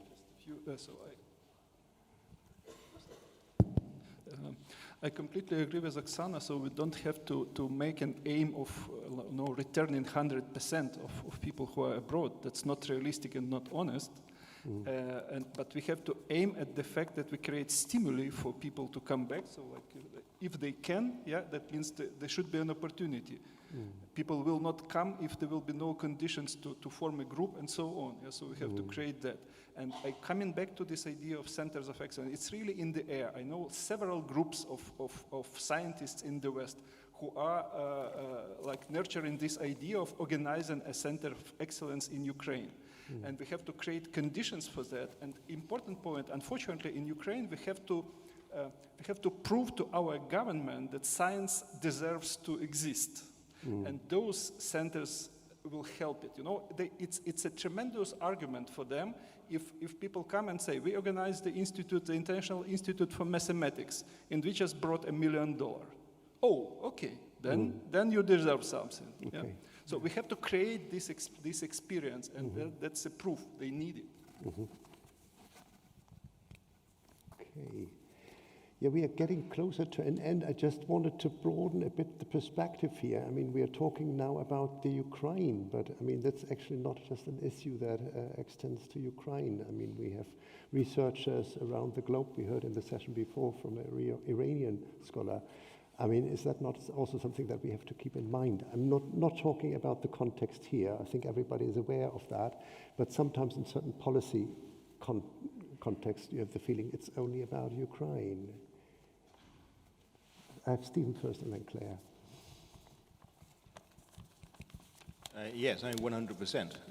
Although we are very much focused on people from Ukraine and the problems that they have, that is just one group amongst those who are applying to us for support. We have over 40 Afghan academics we're now supporting in the UK, and we have all the others coming from the countries that were in trouble before Afghanistan happened, before Ukraine happened. And we can't forget them either. This is a much wider problem. And naturally, that's the focus now. And we have Sudan coming up over the horizon. What's going to happen there? How many people are being displaced? What help will they need? It's an important part, because it's in Europe, but that matters to us. It's closer in some ways. But we must not forget the other parts of the world and the help they need. Claire? Well, as you mentioned, it's the first time that a fellowship scheme for researchers at risk was set up by under Horizon Europe, or by the Commission. I think there was something for Belarusians. For students. For students, but for researchers, I think it was the first time. The Marie Skłodowska-Curie Action as well has been supporting now for 4 years the Inspireurope project, which is not concentrating only on researchers from Ukraine. It's really open to any researchers at risk in the world. And I'd like as well to mention a new initiative that is coming up that was given to us by the European Parliament, has asked the European Commission to set up what is called a preparatory action. So preparatory action is an action that the Parliament is asking the Commission to implement to see if it could become a permanent initiative in the future. And this is a preparatory action to support fellowship for researchers at risk from anywhere in the world. So not only, in the particular case, not only from Ukraine.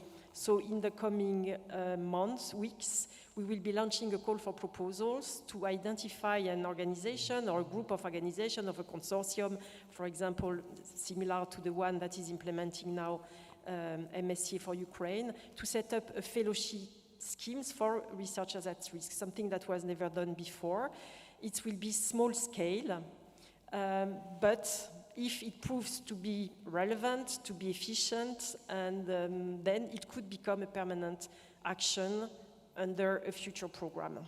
So we are looking, just to say that, of course, Ukraine is in everybody's mind, but we're looking beyond that. It's actually a nice analogy if you think that CARA has been established to receive German scholars. Maybe the MSCA for Ukraine has been established to receive Ukrainian scholars, but actually paved the way for a commission initiative which is country agnostic and reaches out to the entire world. I think we have come to an end of our time.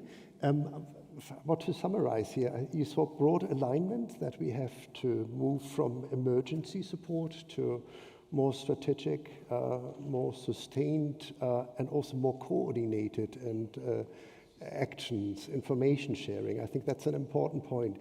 This is about practical things that we all can do at our institutions, in our environments, but it also requires a lot of advocacy work to raise awareness that science, research, higher education are not just something for countries which are in a situation of peace, but they are also in a particular important in countries that is in a situation of war. And to present this really as a great means to connect Ukraine to Europe and to the rest of the world, and also lay the ground for the reconstruction. If you would join me in thanking the panel for this insightful exchange.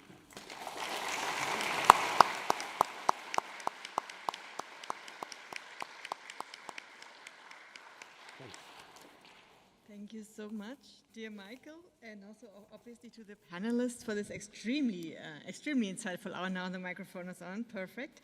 And for offering all these diverse perspectives, really, which also strategically speaking hold us accountable as funding and research organizations. And so give us a lot of inspiration while we move forward. Thank you so much for that. And now, because there was not enough time to address all the questions, I've seen several raised hands already. There is good news. We are entering the coffee break now, so this is your chance to grab the member of the panel that you wanted to pose a question to over a cup of coffee. Please enjoy, and please be back at 4:30 in this room. Thank you so much. Thank you.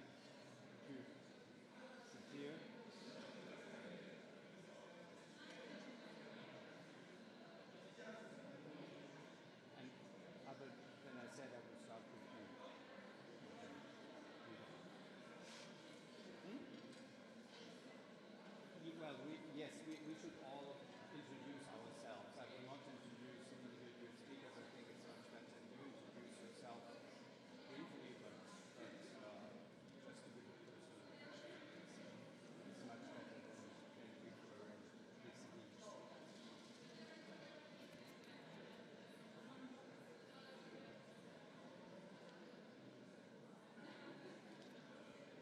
Sorry?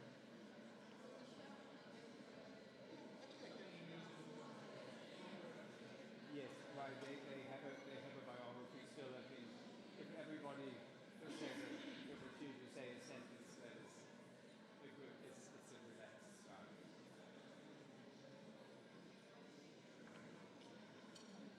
Die Frage ist, wo ist die Kamera für Frau Scholz, ob sie uns sehen kann?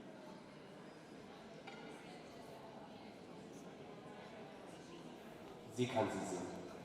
Danke. Können Sie mich hören? Ja, wir können Sie hören. Vielen Dank. Hi. Gut. Ja. Sehen Sie mich auch jetzt? Ja, alle können Sie hören. Okay. Und das Video klappt auch? Verstehen ist viel schwieriger. Ah, okay. Oh. Aber es ist momentan ja noch viel Hintergrundgeräusch. Genau, ich versuche laut und deutlich zu sprechen. Genau.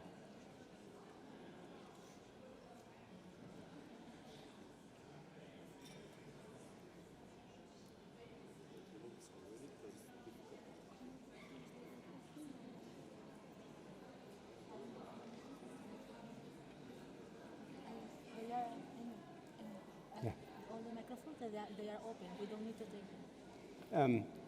You need to take the microphone as close to them, but they are switched by the technician.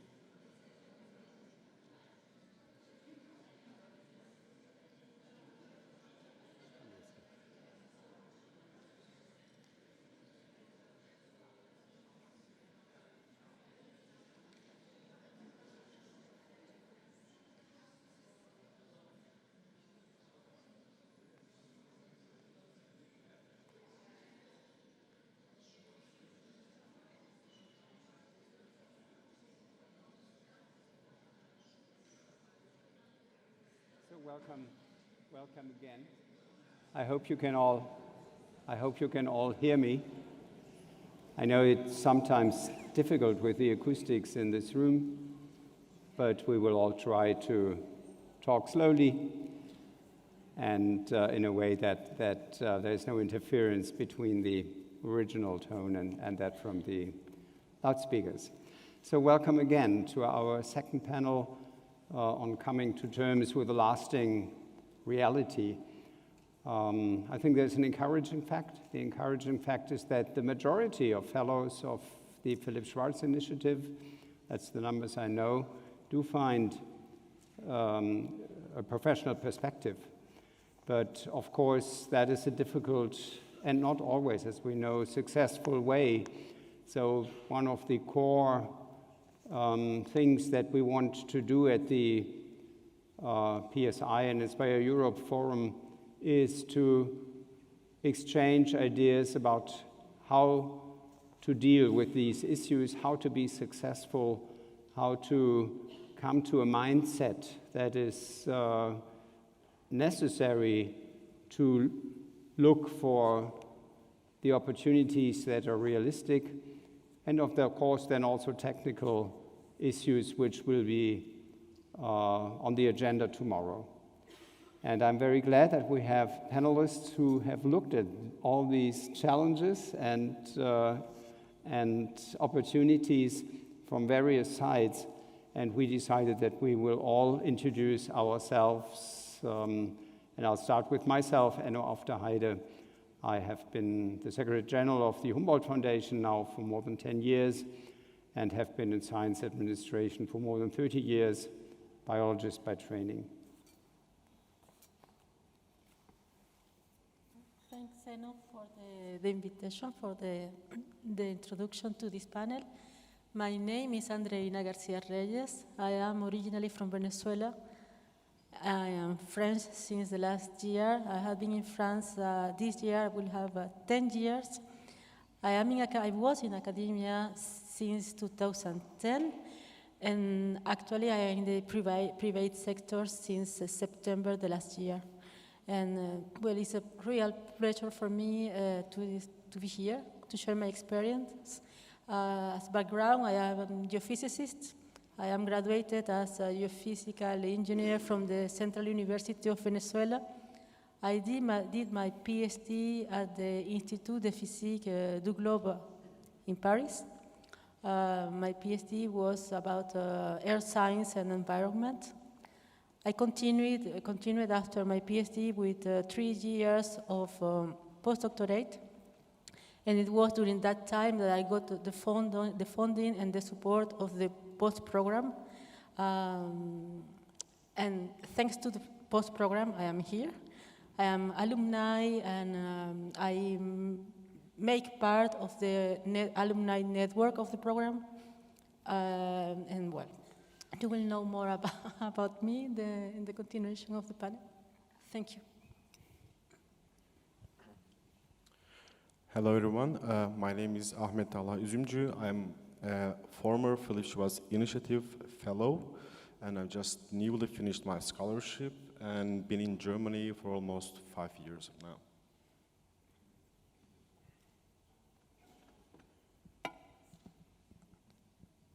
Hello. Well, it's okay. So hello, I'm Laura Lauriac, the Executive Director of the POSE program, which is the French hosting program for scientific and artists in exile. Thank you very much for this invitation. Previously, I was at the cabinet, the office of the Secretary of State for Higher Education and Research, where I participated to the creation of the POSE program, which is now held by the Collège de France.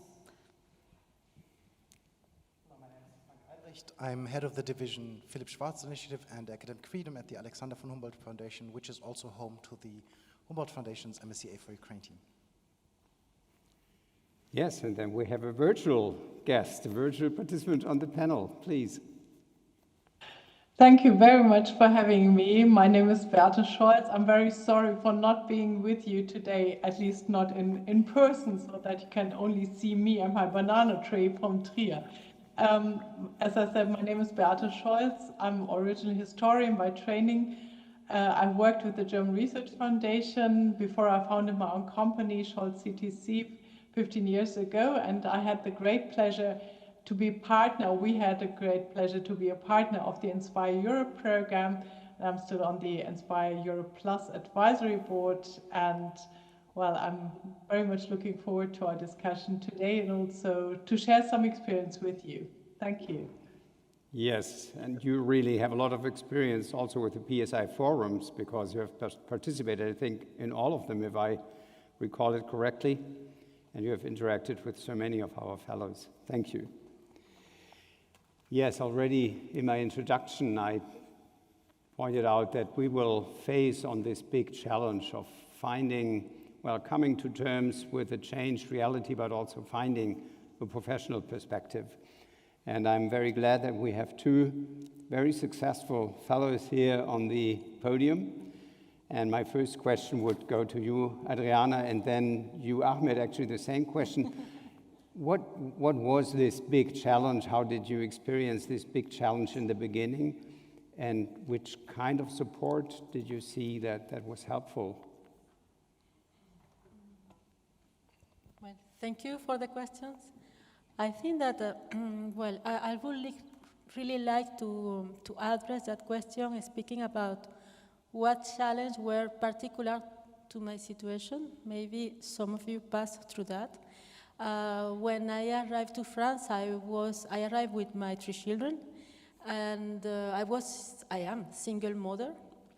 I started to do my PhD in that condition. The political situation in Venezuela was not so dramatical as was 5 years later. So one of the challenges was to make people understand that my condition was not conventional, that I was not coming from a country where we have bombs or people in some maybe more sad situation, but it was still sad. That was the starting of the crisis, the political crisis in Venezuela. So that was a challenge. The other challenge was to try to fit with what was the standard in terms of qualifications for people of my age. And still, that's a challenge. The fact to explain people that my personal decision was to have children, for example, before starting the PhD. That's something that is not common in Europe, but in Latin America it's kind of common. So we start to work. We get experience in a subject. And once we get experience in that subject, we propose to our institution, to our job, to all funding, but that's a very huge process. What will be the subject of the PhD? That's not the same way of thinking in Europe. So to match and to make people and institutions to understand and to believe me and to believe in the passion to doing science, etc., that was a challenge. And of course, I can say about the administrative point of view, to understand how the French administration was working was a challenge. The weather was a challenge. The economical condition was a challenge. The language was a challenge. To have the fellowship coming 5 months after and asking for money to all my friends and not friends at that time for almost 5 years of my PhD, that was a challenge. But there were many challenges. One challenge were to, for example, to try to find the extension of my doctoral contract, and to really make the doctoral school believe what was really happening. Now it's easy because we know that more than 7 million Venezuelans are abroad. Now it's easy, but at that time it was not easy. At that time, people were thinking, well, you are a rich country. You have a lot of petroleum, you have a lot of minerals. What are you telling me? It's not possible that Venezuela is not sending you the scholarship at that time. That was part of the beginning of the problem. So that was part of the challenge. When we don't fit, when we are older than the standard, when we have a personal situation that can be a constraint, either we have an old parent and we take that responsibility. That was not my case, but I know from colleagues that's the case. Rather we have children, rather you have a person that is disabled. We have some kind of disabling condition. And those things sometimes are not really totally handled by the system. And it's kind of duty or responsibility for us to try to make the people and then the system to change and to adapt to these situations that are more frequent than the people think. And the last, about the support of the host, it was really crucial because the host was my representative, let's say, in front of the French administration. And at any time that I had to ask for a letter of recommendation or to ask for some guidance, this host institution was there to tell me or to show me where was the way they were thinking.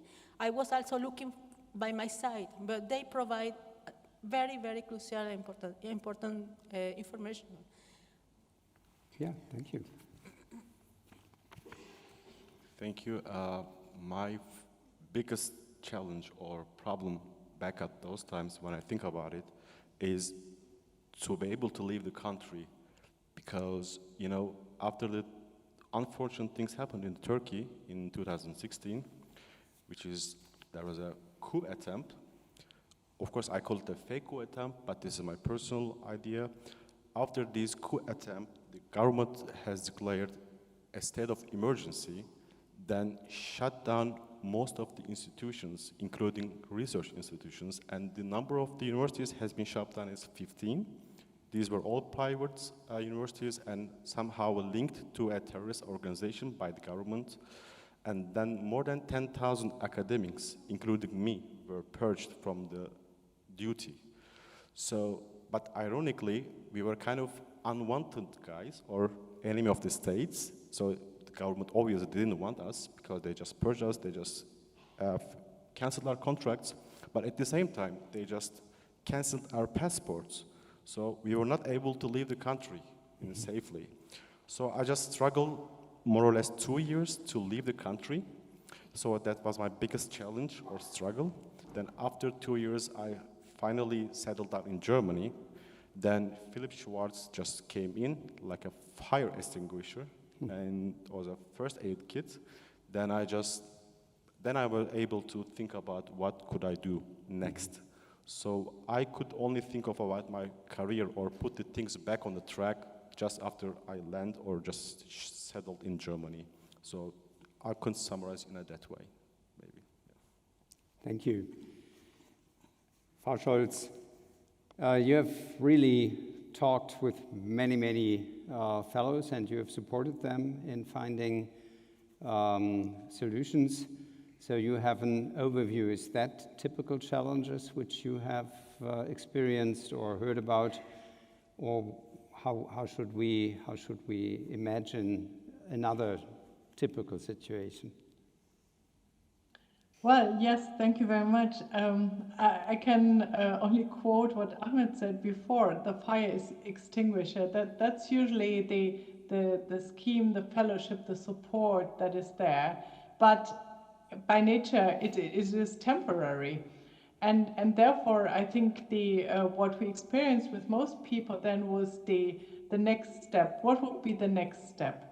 And we could see that some were quite successful in applying for, especially national funding. European scale funding was difficult for most. But how to get into the regular academic or maybe also non-academic labor market was the key challenge. And of course, there are quite useful approaches. And as was mentioned before, sometimes it's key that the host institution, and especially the mentors, are there to act like as information brokers and feedback givers to help incoming people to get into the system, but equally also to raise the awareness of the system, of the specific conditions of the person who is coming. And I think this requires a certain ambiguity or in acting also by support organizations. Maybe I'll leave it there for the moment. I can, of course, go further into details at a later stage. Yes, thank you. I think we will come back to that. But I would first like to ask Laura Loyac, if you think of the PAUSE program, what would you think in your system is the most important support that is offered to the fellows? For the program? Yes. For the PAUSE program, for those of you who don't know it, just a few words, has 4 missions. The first one is to co-fund the scientists hosted by host institutions. It's the same as Philipp Schwartz. The PAUSE program funds the institutions. But unlike Philipp Schwartz, it's co-funding, so up to 60% and not 100%. So it's the host institution has a key role in the application and in the support of the researcher. The program also accompanied the laureates once they have been selected. But once again, the host institution is in the front line. We come back as a support when there are difficulties, because the programs have partnerships with several ministries, in particular the Ministry of Foreign Affairs, the Ministry of Interior, which facilitate the solving of the problems when some arises. The program also tried to accompany the researchers who don't have networks in France to identify a host institution. And lastly, we have a mission, an important mission, and it's the subject of this panel, is to support the laureates in order to facilitate their socio-professional integration. And in a close link with the host institutions. It's really a work that is done by the host institution, by the program, and of course primarily by the laureates. Yeah, thank you, Herr Albrecht. If you think of a comparison of the two programs, they're very similar, or what would you think is different in Germany? Yes, I think in nature, the programs, in nature and mission, the programs are very, very closely related. The core mission, or the mandate, I think, of the Philipp Schwartz initiative is, of course, to retain the individual scholar as a member of the global academic community. It's just the same.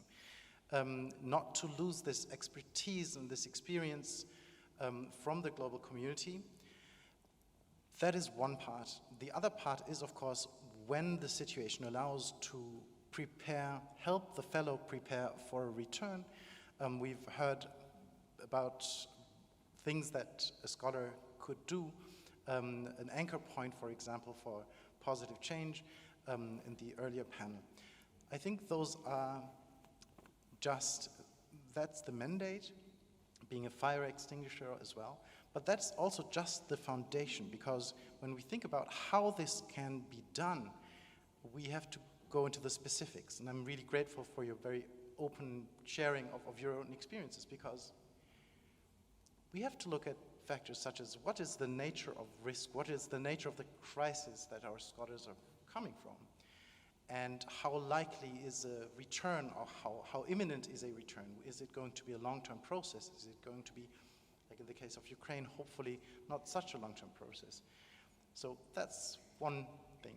Then the nature of the individual situation. Childcare, overcoming trauma, schooling, all those things.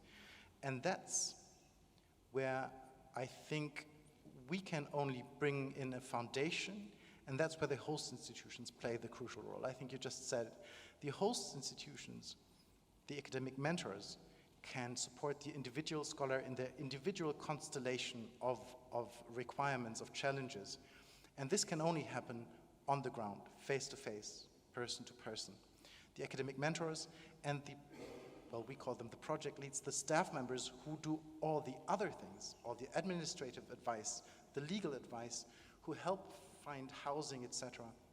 I think both our programs can only work in this constellation of actors that have to take on their role and responsibility with an eye on the day after the fellowship ends. Basically on day one, you have to think about the day after the fellowship.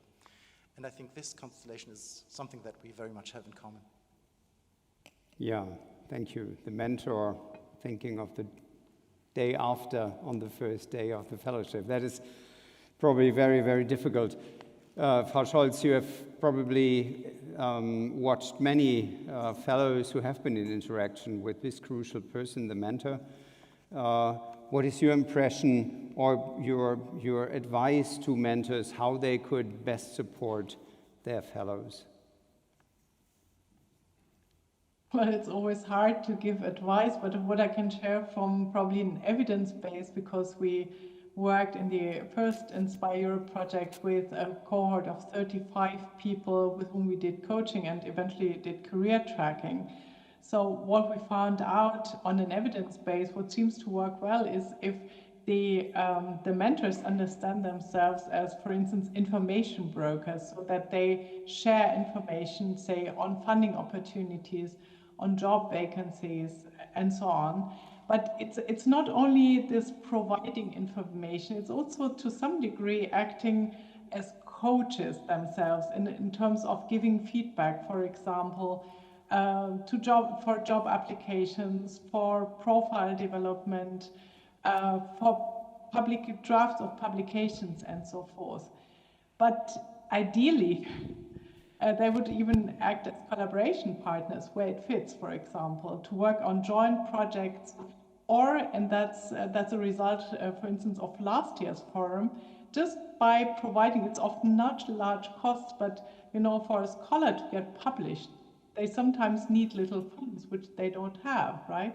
So such a small-scale initiative.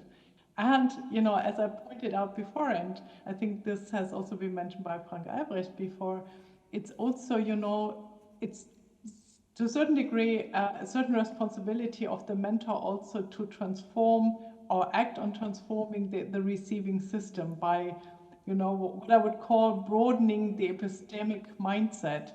That is to act within this system, to raise, the established people, the established person's awareness that there's somebody that comes with specific conditions, and that, we are, we don't help these people by just applying, say, bibliometric indices or so.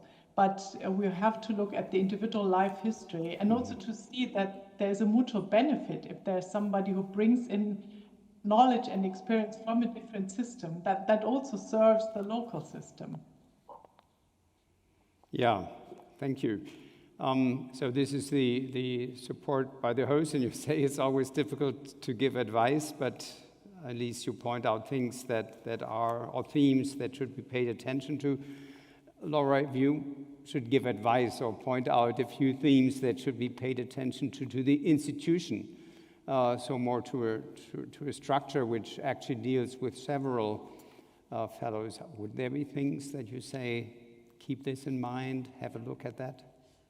I would say that the most important thing is that the host institutions and the scientific referent and the staff inside the host institutions, because the administrative staff, the human resource staff, have to support and to accompany the laureates as soon as possible. And from the very beginning, they have all to think about the next step. They have to help the laureate for its administrative procedure, etc. But they have to think from the very beginning to the next step, and that's why in POSE we set up some measures, and in particular we delegate to the host institution the mission to conceive in close relation with the laureate a training plan in order to have the best tools in order to bounce after the program, and to have the tools to find jobs, either in the academic field, but perhaps we will speak about that later, but it's very closed in France, in Germany too, either outside the academic field. That's why we fund host institution with additional funding dedicated for training, language training. It can be scientific skill, reinforcement of scientific skills, anything that can help the researcher to be more employable, as we say in French, and to have most opportunities possible after the program. So it's 5,000 euros per person and per year dedicated for the training in the perspective of after the exit of the program. And we also created we also organize a collective workshop to give to the laureate the key to find a job in France, later curriculum vitae, motivation letters, etc. We work with associations which are experts in this field, because we are not actually, but we mandate some association, and I'm looking to Andreina, because she's very much involved also to a third measure that we put in place. It's the creation of an alumni network, which aims to help the researchers to create links, to share their experience on logistical things, but also on scientific matters.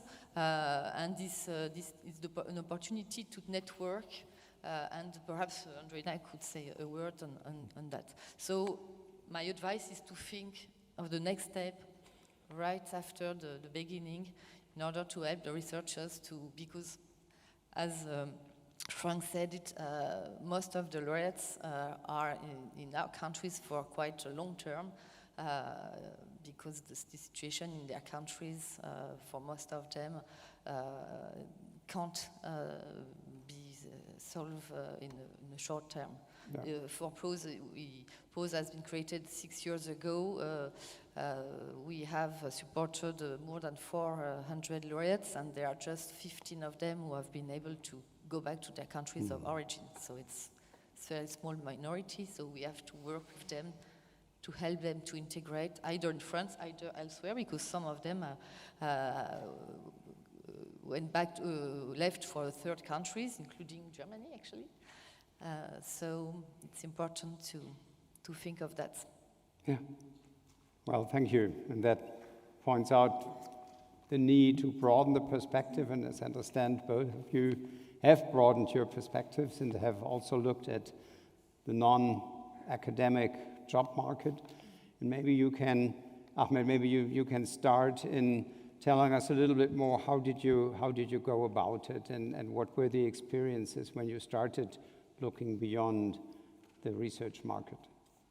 Yeah, actually the thing is that when I was in my home country, I had a permanent position, so I didn't have to worry about anything to secure my life and my science. I was totally free and could do anything I want in terms of science and everything. But when I came to Germany, I mean, I realized that the things are much different than it was in my home country, because, you know, the tenure track positions, composition are two-way low compared to other countries, or specifically to my country.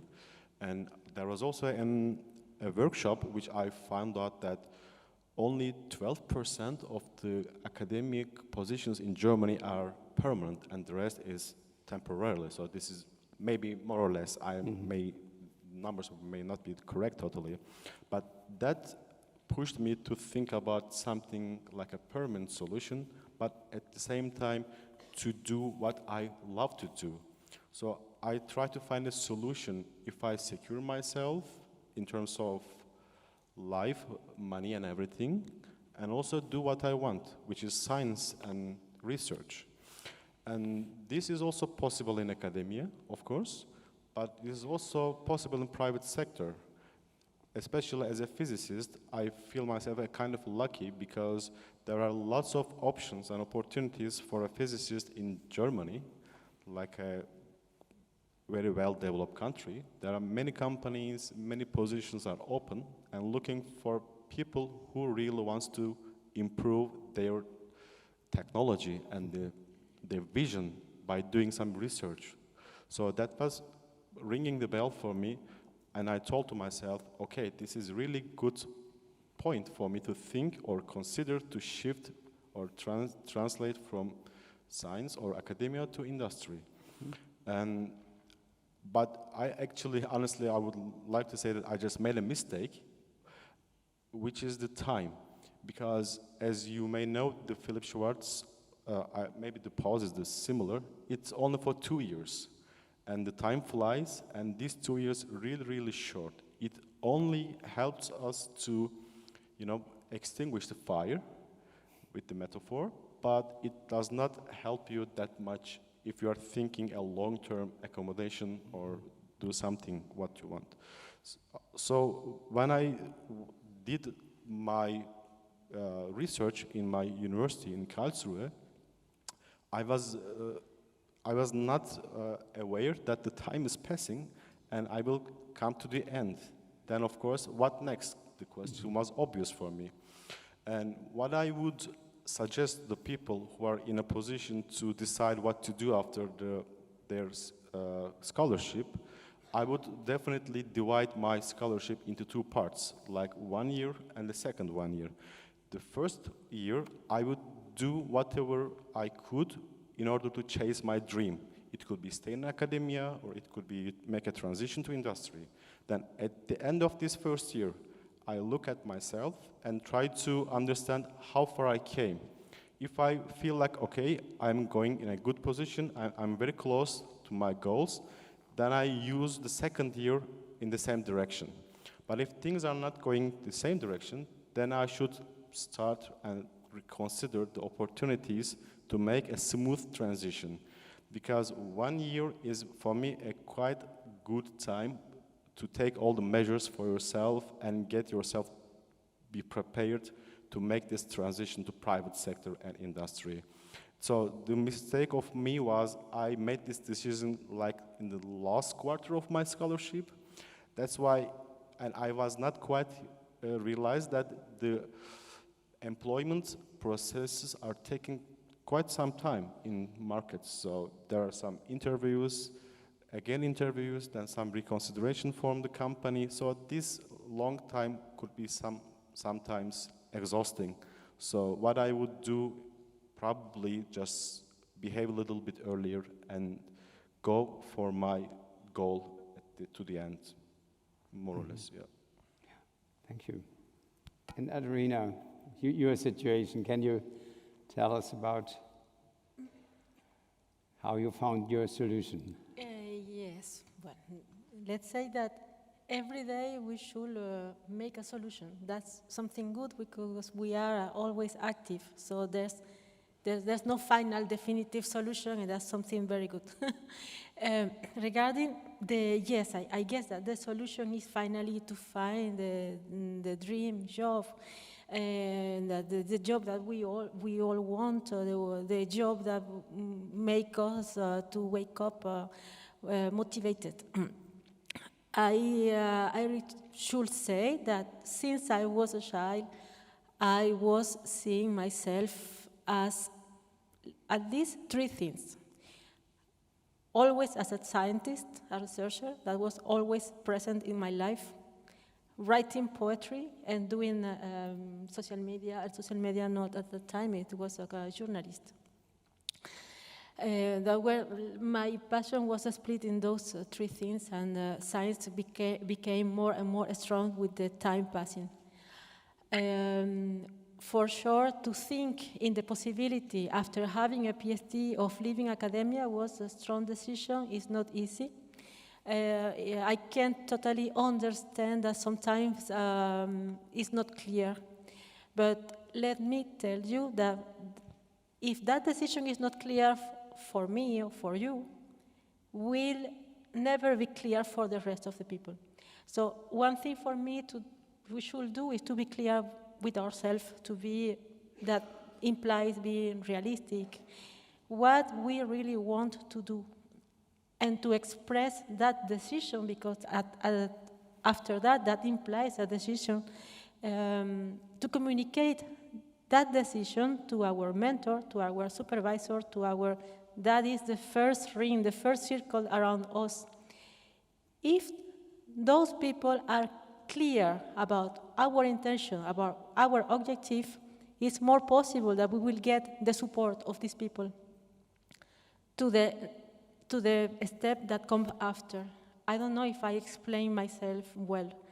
I remember that for me it was really a point of internal problem, to think, should I come back to Venezuela? I know the situation where I also had a permanent position in the Ministry of Science in a new created space agency of Venezuela. And yes, I had, let's say, kind of a job stability at that time. And I said, well, what will I do? What will I do? And that what will I do was with me, that thinking every day. But I was not communicating that thinking to nobody. So all the time people were asking me, will you return? Will you come back? Do you realize how is the situation in Venezuela?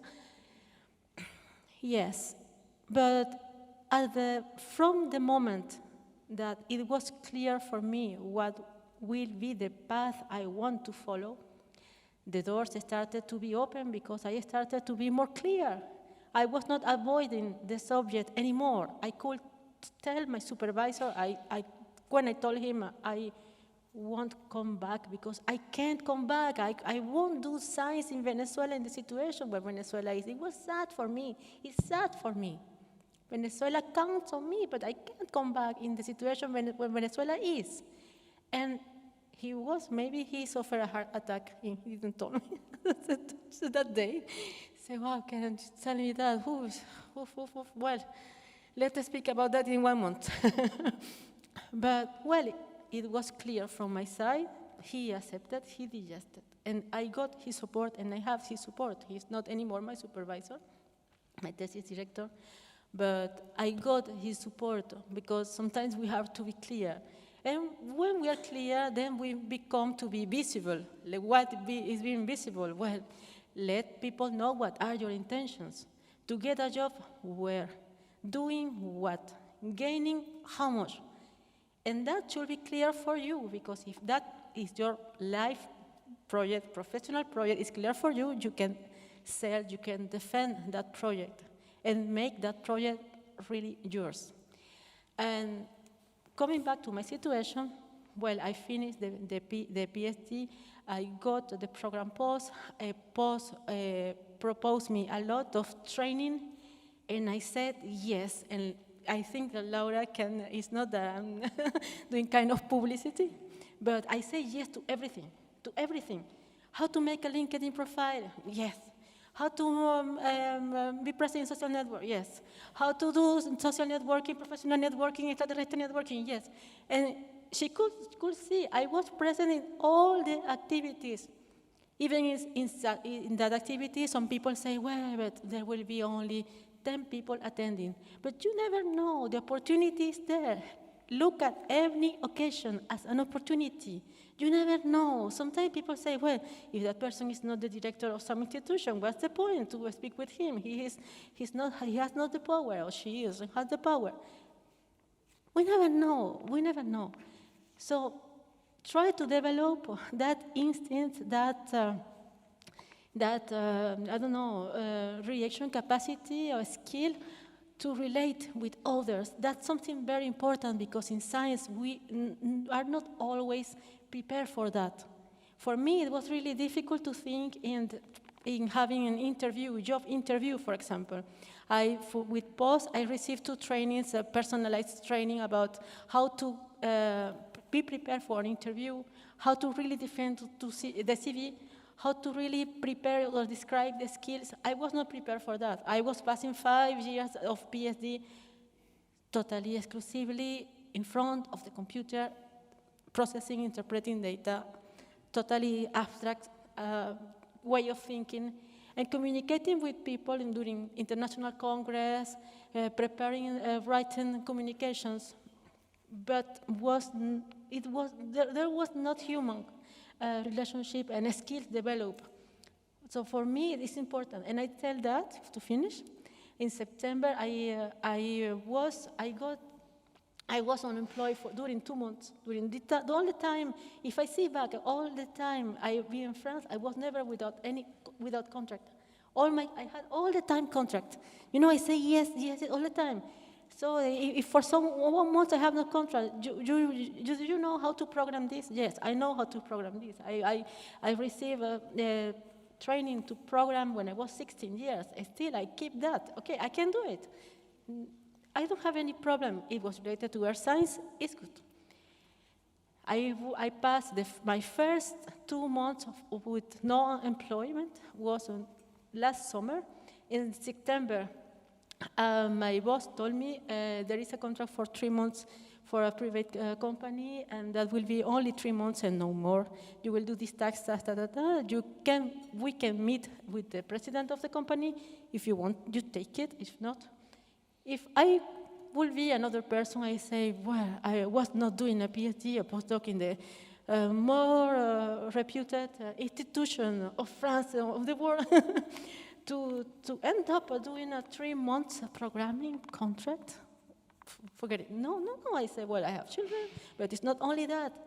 I wanted to be active, I wanted to be useful, I wanted to give my contribution, I wanted to use my skill, I wanted to know more people that was not in my circle. And it was good. I took the opportunity. And today, when I got an extension of my contract, today I have the proposition to have the permanent position. Yesterday I sent the email with all my requirements, because I also have requirements. And now the responsibility, thank you. The responsibilities are others. Now they know what I do. Now I am visible. Now they know what is my value. And I say, okay, now let me tell you, this is what I am. So I am able and I am also grateful for them for giving me the opportunity. That is not something that is not common. So that's really my advice. Connect with people. Don't stay just saying, I can't. No, we can. But sometimes we can, and we see the light where in the places where we think there is only darkness. It's not the case. We should continue. And that was at the beginning of my intervention. The intervention is that about the solution. Every day we should provide a solution to life. And there's no stop. Thank you. Thank you very much. I think that is very helpful and inspiring.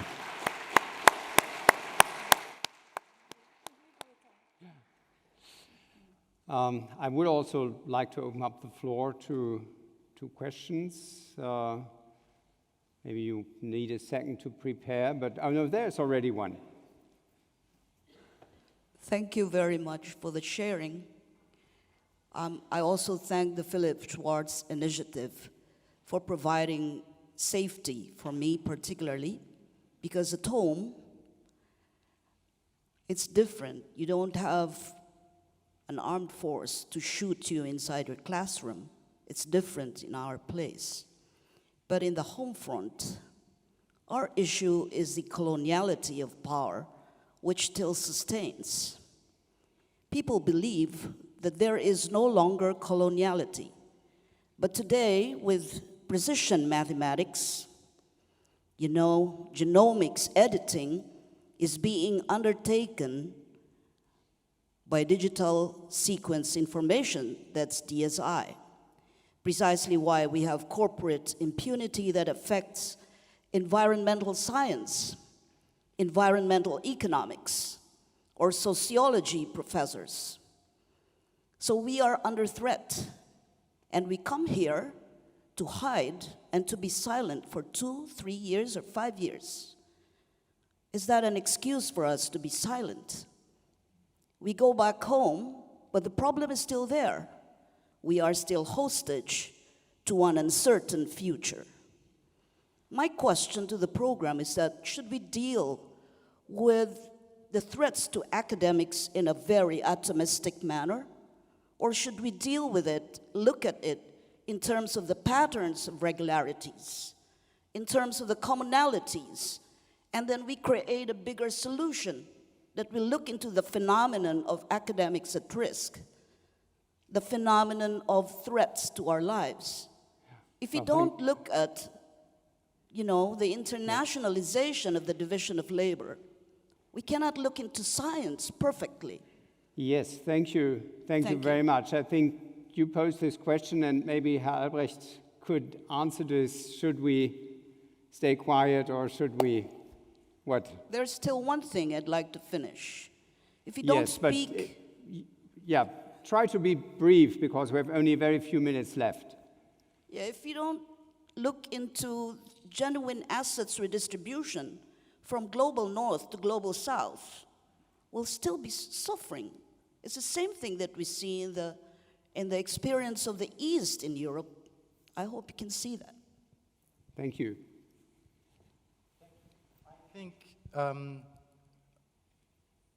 those challenges, I think what a program such as the PSI and an organization such as the Humboldt Foundation can do in this context is support scholars who have spoken the truth to power, have uttered criticism where criticism wasn't welcome, and then support them, secure them, and hopefully help them amplify their voice. I think this is what we're trying to do, maybe not always successfully, but maybe that's one thing very much at the core of our mandate.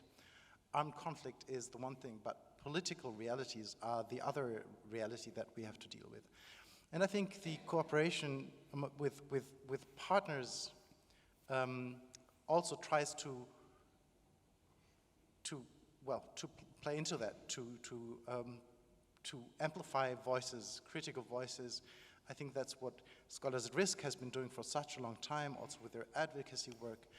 So I think, yes, there is a role that we play in this context. I don't think we can play the major role towards a solution, but we can help the experts, you as a researcher, raise their voice. Thank you. Are there other questions from the audience? If that is not the case, I would like to pose one single question to each of the panel, and that is, if you should complete the sentence, have the courage to, saying it to the fellows, have the courage to, how would you complete this sentence? And I didn't prepare you for this, I apologize. So it seems like Albrecht already has the microphone, so would you go ahead?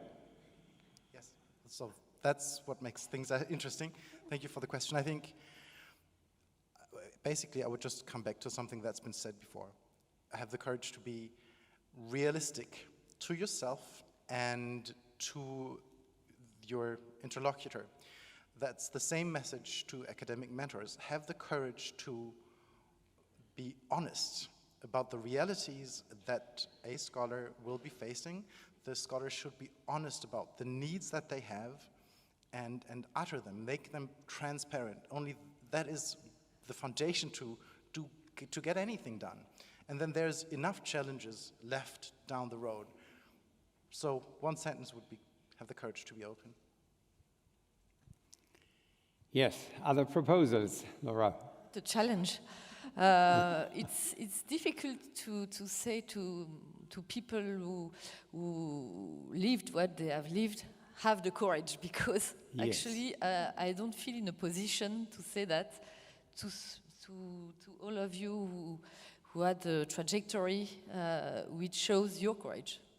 So it's not a real response, but I think the courage you already had it just to arrive here, and it's a long way, and you need courage to go further, as all of us. But we are privileged to be in a country where we can speak and work freely. So I don't dare to say to you, have courage, but continue to do what you do all day and to keep your strengths. Well. Yes, I agree. That's actually how I wanted to introduce it, saying that the fellows are experts on courage because they've proven it so often. But maybe still. I would maybe say, have a courage to stay strong and don't lose your hope, because to stay strong also requires a good measure of courage, because it's very difficult. From my own history and the things that I have been through also shows me that I should have stayed strong, and I hope I could do it. But there's always a light at the end of the tunnel. So if we just somehow achieve to be strong and keep hoping, and the opportunity and the light will appear soon. So this would be my comment on that. Yeah. I can say, for me, have the courage to question yourself. Sometimes we don't question ourselves. We take for granted our decisions. And have the courage to defend your dreams. And that implies to know what our dreams are. And for Scholz, you're actually the dominating figure on this panel. I don't know whether you can see that, but maybe you also have something which you would want to say concerning courage. Yes, I'm very grateful that I can't see the full screen all the time, because that is kind of scary to me. Well, I would say have the courage to stay courageous, just as Laura has expressed it before. Everybody who came here has proven to be very courageous. And I would say, have the courage to remind us to question ourselves, we as the receiving systems, and that we should also stand in for some of the values that you're trying to defend, like as the previous speaker has from the plenary has pointed out. And I think it's very much about mutual learning and mutual support. So that's why I would say have the courage to stay and remain courageous. Yes, thank you very much. And I think that is very important that we know what all the fellows bring to Germany, to France, and to the other countries in Europe. The MSCA for Ukraine, for example, is a program that brings, in this case, researchers from Ukraine to very many European countries. And even though we have this focus on Germany and France, also with the Inspireurope consortium, as I mentioned, really spans the entire of Europe, and that is very important. And we all are really profiting a lot from the people who come and help us understand the world. Yes, we have come to an end. It says so on the clock. And I thank you all for participating. I thank the audience. And we will continue with the third panel, I think. Thank you.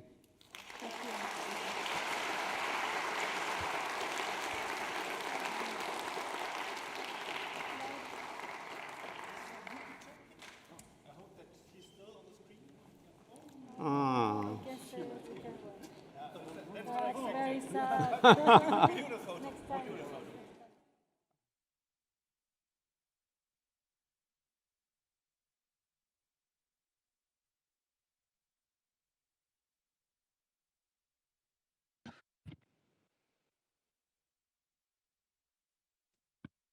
So, Frau Scholz, ich glaube, Sie können sich ausschalten. Okay, dann gehe ich jetzt raus. Dankeschön. Genau, ja.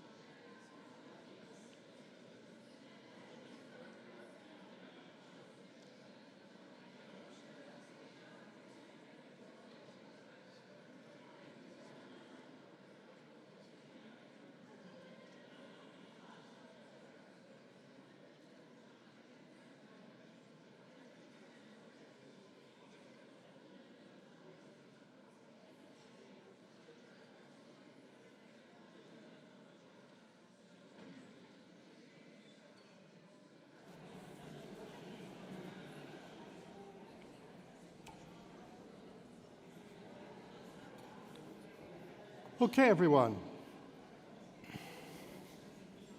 Welcome back.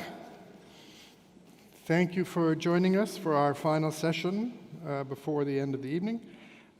This panel is State of Academic Freedom in Afghanistan.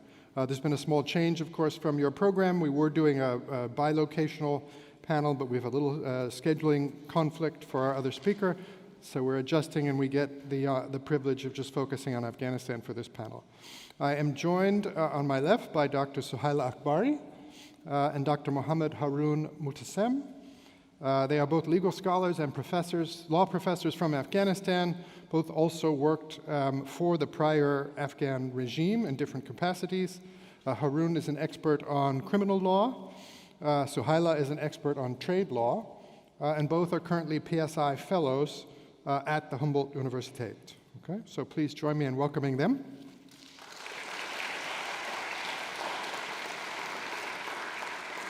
So this session, and we will have time for questions, this session is really, in some ways, a pickup from one of the last sessions last year, where we had a discussion on Afghanistan. And at that time, I think if we had a feeling of apprehension, of nervousness, but not really knowing, although we were concerned about how things might go.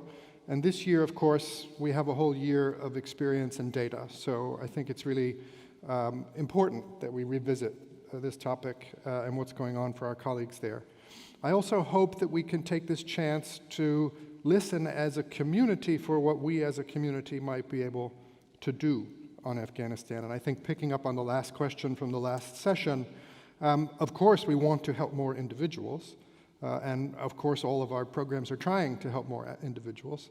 But I will be listening also for what else we might be able to do if we can from our capacities. So with those two as my goals for the panel, let me turn to the both of you and maybe just start, if I can, ever so briefly, because both of you grew up in this window in Afghanistan, became scholars in this 20-year window. What made you want to be a scholar, and how did it happen?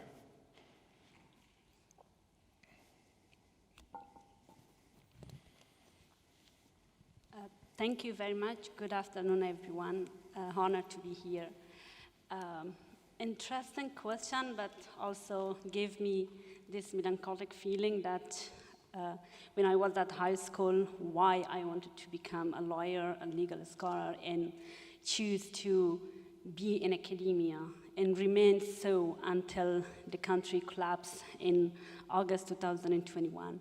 I was a very rebellious girl in countryside in northern Afghanistan, and everyone expected me to become a doctor like in these developing countries. Parents want their smart kids to be, but I always wanted to be a women's rights activist, a lawyer, to be at court, defend cases of women and girls.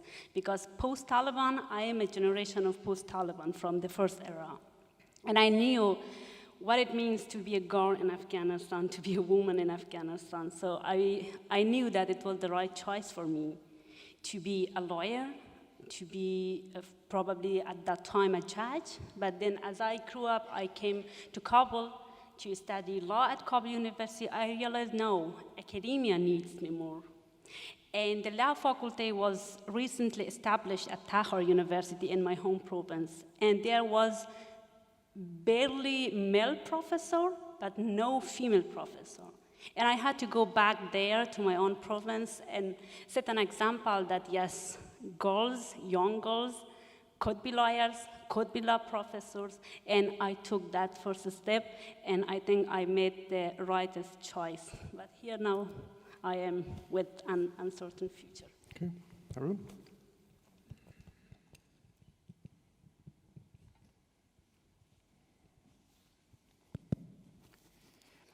Good afternoon.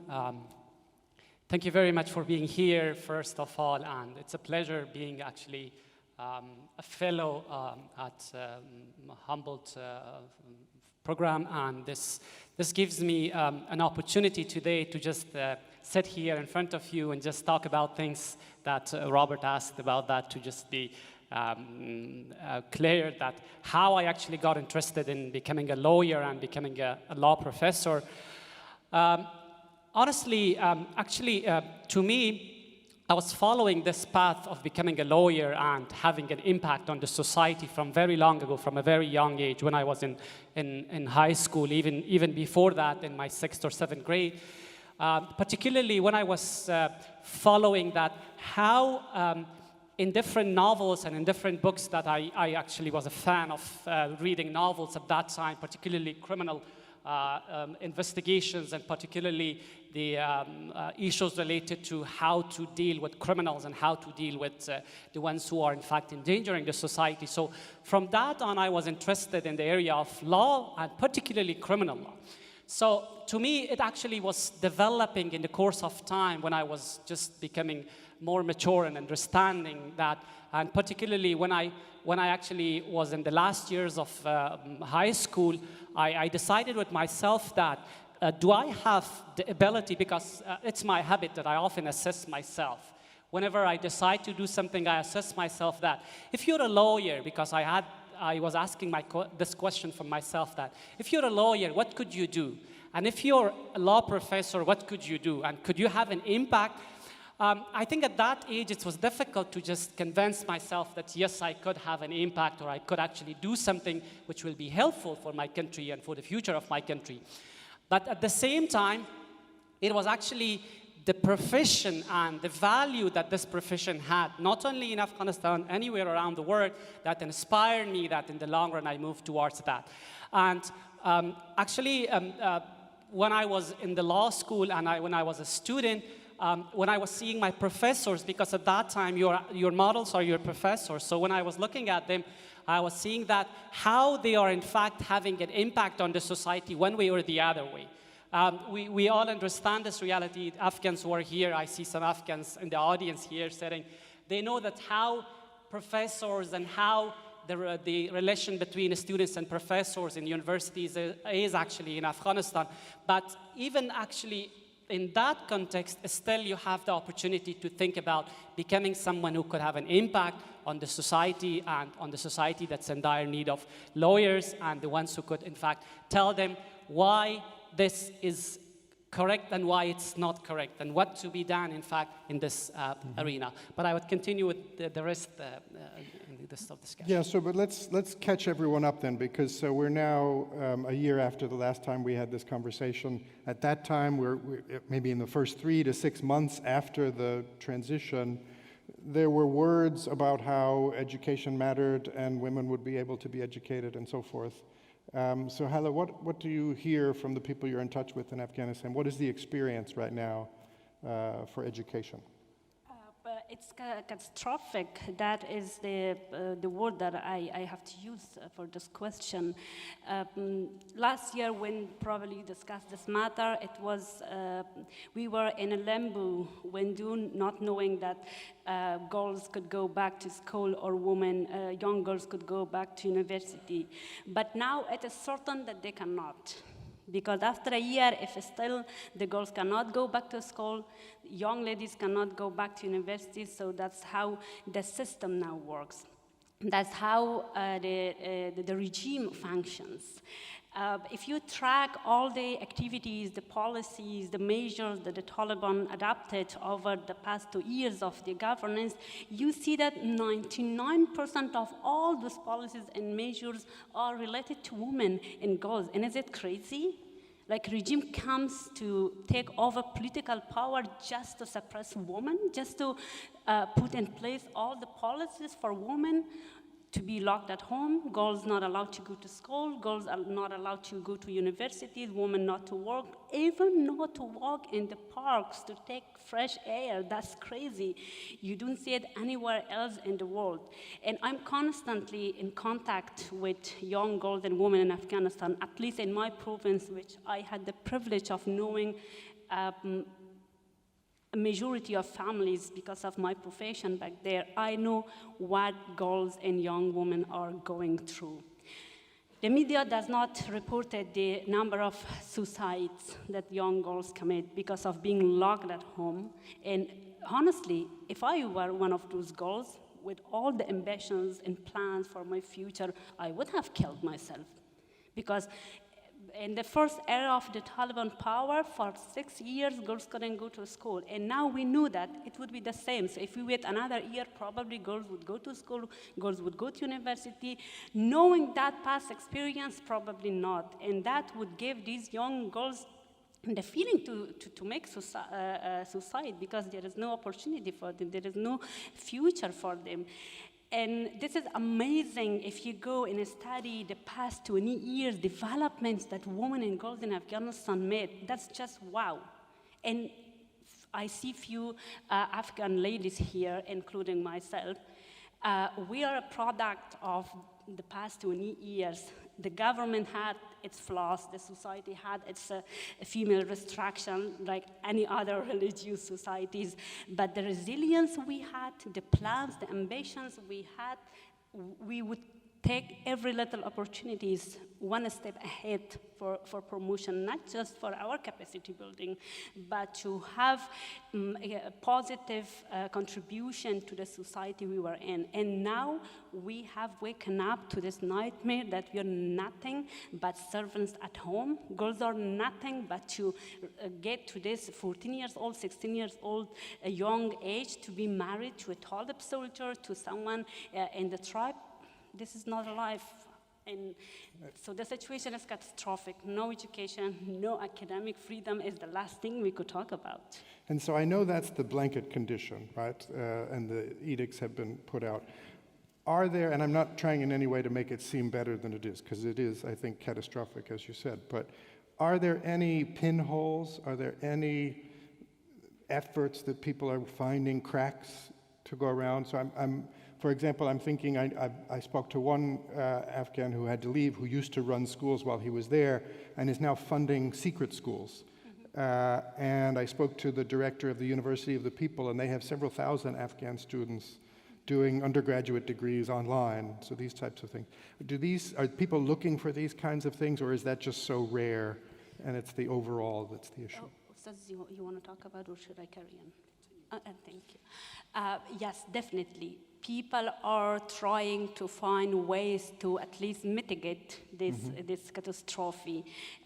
People from inside Afghanistan, even in religious families, people would support girls' education, and now some of these families are even trying to go out of country so that there is a support for their girls' education. And people outside, I'm sure these ladies, these young Afghan brothers here, including me, including Ustad, we are all trying day and night to find ways to run initiatives such as you just said, underground schools, English courses, capacity building courses, so these girls at least do not be left out completely out of the educational sector. But that is a very temporary thing. Some of us, we are doing this pro bono, voluntarily, and we cannot have the consistency all the time to do this. Although we are trying, but that cannot be at least a mid to a long-term solution. And something must be done. And you said about people, if we now talk about outside the population, the Taliban has this obstacle of recognition right now. That is probably the only leverage that the people, we in the international community could use, that at some point, finally, the Taliban should be forced to realize that without women's rights and girls' education, without making it official, that is no way to go ahead with the governance. So I certainly want to come back to that point of what we can do, but Haroon, let me ask you the same question, and I know you worked on some constitutional issues and the sort of legal framework when you were there and part of the government. What are you hearing from colleagues back there as to how they're trying to navigate in this new environment? That's a very important question. When it comes to what's on the ground and to ask about what's going on in Afghanistan currently, particularly that you actually narrowed down to the legal sphere, or particularly to the constitutional framework or constitutionalism. In fact, we have to be cognizant of this reality that currently there is a state of lawlessness. which we all understand that when there is no constitution in force, and when the previous constitution, which was enacted in 2004, is not anymore in place and not anymore in force, then you can imagine how can you expect anything from that. For instance, Afghanistan does not have a legislative power at all. There is only an executive. There is a judiciary that's only functioning not as an independent institution, but only staffed with graduates of madrasas who have nothing and no information about the laws in country. They just have madrasa or religious studies that would not, in fact, provide them with the opportunity to just give justice to people. So when we come to that angle and when we come to that end, then we understand that what's the situation. I will give you an example of the state of lawlessness, that how it is actually being practiced on the ground. For instance, there is no office of prosecution or Attorney General's office in Afghanistan functioning to deal with investigation and prosecution of crimes. That function is not anymore with that office, and in a state, that office is responsible for following up the dictates of the Amir of the Taliban. And you can imagine and you can think that, okay, who is doing investigations and prosecutions for crimes? For something that's connected to your life, to your liberty, to your property? The answer is that the police would arrest, would investigate, would prosecute, would adjudicate, would punish you right on the ground. So where is justice in it? This is very interesting because we all understand that from outside it's good that there is order, yeah, there is law and order and there is rule of law. What law? And if you don't understand what the law or the dominant law in the country is, how can you actually feel safe? In prison, you have safety and probably you have order. But the real point is that even in prison, you have laws and rules that are actually enforced there. So everything that you ask them, you say that, so how do you deal with this issue this way? They say that according to Sharia, Islamic Sharia. And if you ask them that, what's your understanding from Islamic Sharia? They say that it's pure Islamic Sharia. And is there a definition for it? No, because they do want to define it intentionally, because it would create rights and obligations for them, because the next day people would ask them that, based on this theory that you have picked from Islamic law, then you have to be responsible. So in reality, on the ground, if you go to if you take distance from those details, still we can see that how the situation and how the status of people in a situation that you cannot foresee and predict what will be accepted and what will not be accepted. The next day, anything could actually be considered as an unlawful action or as an unlawful thing, and then you will be prosecuted for that. So this is the situation. So if I can ask you, because you're both law professors, so I assume you have colleagues who were law professors. Do you have any back there? How do you teach law in that environment? What can they teach if the law isn't actually being followed?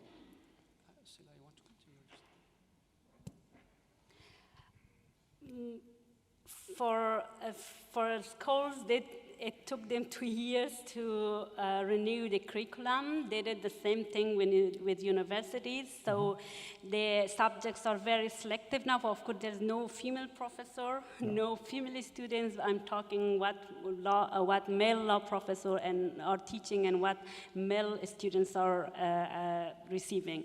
The majority of the subjects are now leaning to Islamic teachings, and subjects like, for example, gender studies. We had a subject in public policy school at law school, which was a very good thing, gender studies in a country like Afghanistan at law school. That subject is not being taught anymore. And the male professor who remained back home to teach, they have to do that. Otherwise, they would get fired or they have to resign. So out of no option, they are picking the curriculum, the subjects that the Ministry of Higher Education of the Taliban is dictating. So the subjects that were contemporary law subjects like the one I just said, or international trade law, international economic law, they are not being taught. I was teaching WTO law at a school, and there is no WTO law course anymore at that law school.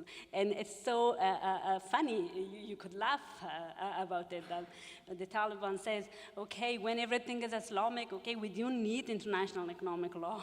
Okay, you don't need international economic law, not knowing that Islam has international economic law, if we are an expert in international economic law. So it's not law the way we talk, it's the law that they talk, and religious materials are being incorporated in the legal curriculum. So to continue with what Dr. Sohaila mentioned, in fact, it's interesting now when we say that none of the laws are enforced. So what in law schools do they teach? Because you teach the laws of a country if you're teaching national laws, or you're teaching international law, which we all understand that the Taliban are not actually pro that. Whatever has an international aspect, they think it's Western, and it should definitely banned, which we have that understanding, and we know that. But when it comes to the national laws, it's still, you're allowed to teach it, but they tell you that whatever that will not be, in fact, in conformity with Islamic Sharia, you have to stop it. So nowadays, when I contact professors who are there, I tell them that, how would you assess that it's actually against Sharia or not? Because we know that Afghanistan was an Islamic country. We had a constitution. Article 3 of that constitution was explicitly mentioning that no law shall be in contradiction with principles of Islam. So we had that law, and we had that constitution, when you had that legal framework, or actually that legislative framework. But at the current time, when they say that non-Islamic, they say that whatever that does not secure their interest is forbidden. So that's the rule. Let me tell you one thing, that, in fact, when it comes to accountability and responsibility, the real problem starts from there, because to them, to the Taliban, they are only accountable towards what they say towards God. And they are given this mission by God, not by people. They do not believe in social contract existing in societies, that you are one side of the contract as the government and the people are on the other side. They don't believe in it. They just say that whatever we do, you have to be happy that we are safeguarding your right to life. So you have to be happy. And the ironic part was that when they took power, they said that everybody is pardoned. Pardoned of what?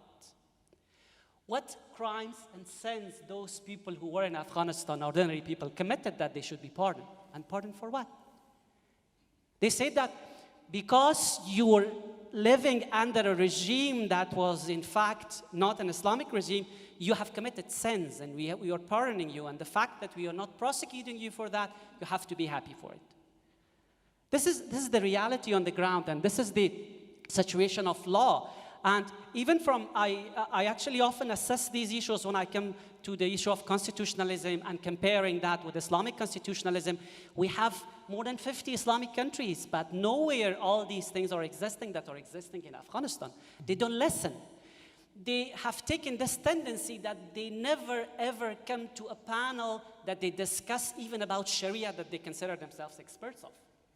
They don't come and they don't listen. They don't want to argue. They don't want to listen, because they say that whatever we say is right and you have to follow it. Even the ones who are coming in the media and discussing with people, they are low-ranking officials of them, that if they even do something or say something, still they say that that's not important to us. Nobody of high-ranking officials would come and say anything related to Sharia. But they often say something else. They say that the value of citizens in this country is not based on the degrees that you have. This is the quotes of the Minister of Higher Education of the Taliban, saying that the degrees that you have from wherever, PhDs, masters, whatever, that's not important. It's important that how many number of years have you fought with the Taliban, or you were actually part of them, and how many suicide bombs or explosions have you had. They say that that's the degree for me and I value that. So think about it. If that's the case, and if that's the decision or the basis of decision for a regime, that people will be given positions in that based on how many people have you killed and how many people have you actually in fact, put in danger by your terrorist attacks or whatsoever, then you can actually see the explanation of the other part from this short. So one of the things that I always say about this work, where there's a little window for hope, I think, is that most of the time, violence is not the primary tool of repression. Now, I accept that Afghanistan's extreme case maybe is the exception that challenges that, but normally isolation is the primary tool. And I'm assuming dynamics of isolation are real in Afghanistan right now. So, and it's a question, are scholars talking to each other? Do they know this is crazy? Are they able to communicate and organize in any ways, either within the country or within the city, within the university, or with people outside? How do people keep communicating their feelings about these things? I would answer your question with an example. We have founded with two other colleagues the Institute for Law and Society in Afghanistan to help law graduates, legal scholars, and law students with legal research regarding Afghanistan, or law students or legal scholars that would like to come abroad. So we provide mentorship and other research advisors. Last year we had our first annual conference, and it was about Afghanistan after the collapse, and we were assessing the situation from a legal point of view. And we invited a few colleagues from Afghanistan, and two of them participated in the conference, but they asked us not to use their name, not to use their picture, not even put their introduction in our brochures. And we went with a fake profile, with a fake introduction, just saying that he or she is from Afghanistan. And then later on, they called us and they apologized that because of the extreme situation in the country, they cannot talk properly over the phone to discuss the problems or to gather and talk. So just like underground schools, scholars also do these things. Undergrounds come together probably. I'm not really in details of that, but I would assume that in person, if given opportunity, would be probably the way that they would discuss their problems. But of course, if you are talking in any way that is against the regime, against those holy norms of Islamic regime, of course, then you are a great point of target for them. Just a few days ago, a colleague actually from Tahor province, he was in Iran, he did his PhD in Iran, his father died and he had to come for the funeral sneakingly into the country. He is a very good guy. I had the chance to actually teach when he was studying back there, and he was a religious guy. This is ironic for me, that he was a religious guy, had all the characteristics of a religious man, and he got arrested by the regime. I read in the news that he got arrested. I was like, why he should be? He has nothing to say. Why? Because a few times in an interview, he appeared and he said that the regime should reopen girls' school, or this is what the regime is going wrong way, and he got arrested for that. So that's an example that, of course, everyone, especially legal scholars or all scholars, talking against the regime, even a tiny opposition, would make them a great target. And to follow on that, if I can, because I think last year we discussed how in some legal departments there were scholars who welcomed the Taliban, that supported that vision that you described, the sort of more Islamic vision of law. Does that make it, is that your experience? And if it is, does that make it difficult to know which colleagues can you trust and which can you not? I mean, how clean is the line of who is a supporter and who is not a supporter? That is difficult, of course, but sometimes, I'm sorry if I'm being a little bit explicit here, maybe I'm not right, like I don't want to make generalization, but from my own experience, I have seen that a little bit more from those who come from a Sharia law background, from Sharia schools. I'm not saying that all the students, all the professors in Sharia schools in Afghanistan were a bit pro-Taliban or a bit radical, but they were to some points opposing to the ideas like we had at law schools. So for me, that was always is always difficult a little bit to trust completely professors from Sharia schools, for example, or students in those schools. But others, we have to be cautious. They are definitely cautious. Sometimes you just have to trust your instincts. Outside that, I think that's a very difficult question, really knowing who to trust. Haroum, in your experience, how are scholars managing to keep talking to each other, working together? Actually, to be honest, when I personally talk to law professors who are still in Afghanistan, not only law professors, there are judges that I'm in contact with them because I used to, as you mentioned, I used to work as the director of legal, legislative, and judicial affairs at the Office of the President, and I was connected with all the judges, prosecutors, defense lawyers, and also professors, law professors. So when I talk to any of those people connected to the legal profession, there is seen a fear that exists in each one of them when they talk, because you know that these people are opposing the views of the Taliban, but they cannot explicitly say that. Even on WhatsApp, that they say that it's guaranteed that the communication is not, in fact, interrupted, and nobody could, the Taliban at least, could not, in fact, just have access to information or at least interrupt the conversation. But still, there is a fear. They say that, no, everything is actually, so far, it's good, no problems at least. So there are problems, but when we didn't have problems in Afghanistan, when you end up with this sentence, you realize that what's going on. When I often ask them that, do you teach still the same content? They say that, no, we still have to just adjust it with the need of the regime or whatsoever, which gives you the understanding that to what extent they are pressured.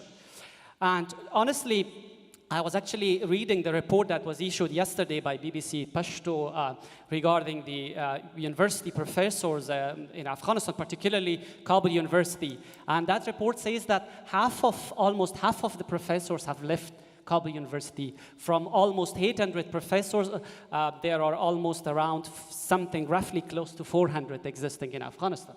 So you can imagine that if half of them have left the country, then think about women professors who are making actually somehow roughly 22 or more or less percentage of the professors. So if they are also not allowed to teach, then you can think that how many are left. It's below 50% of the professors.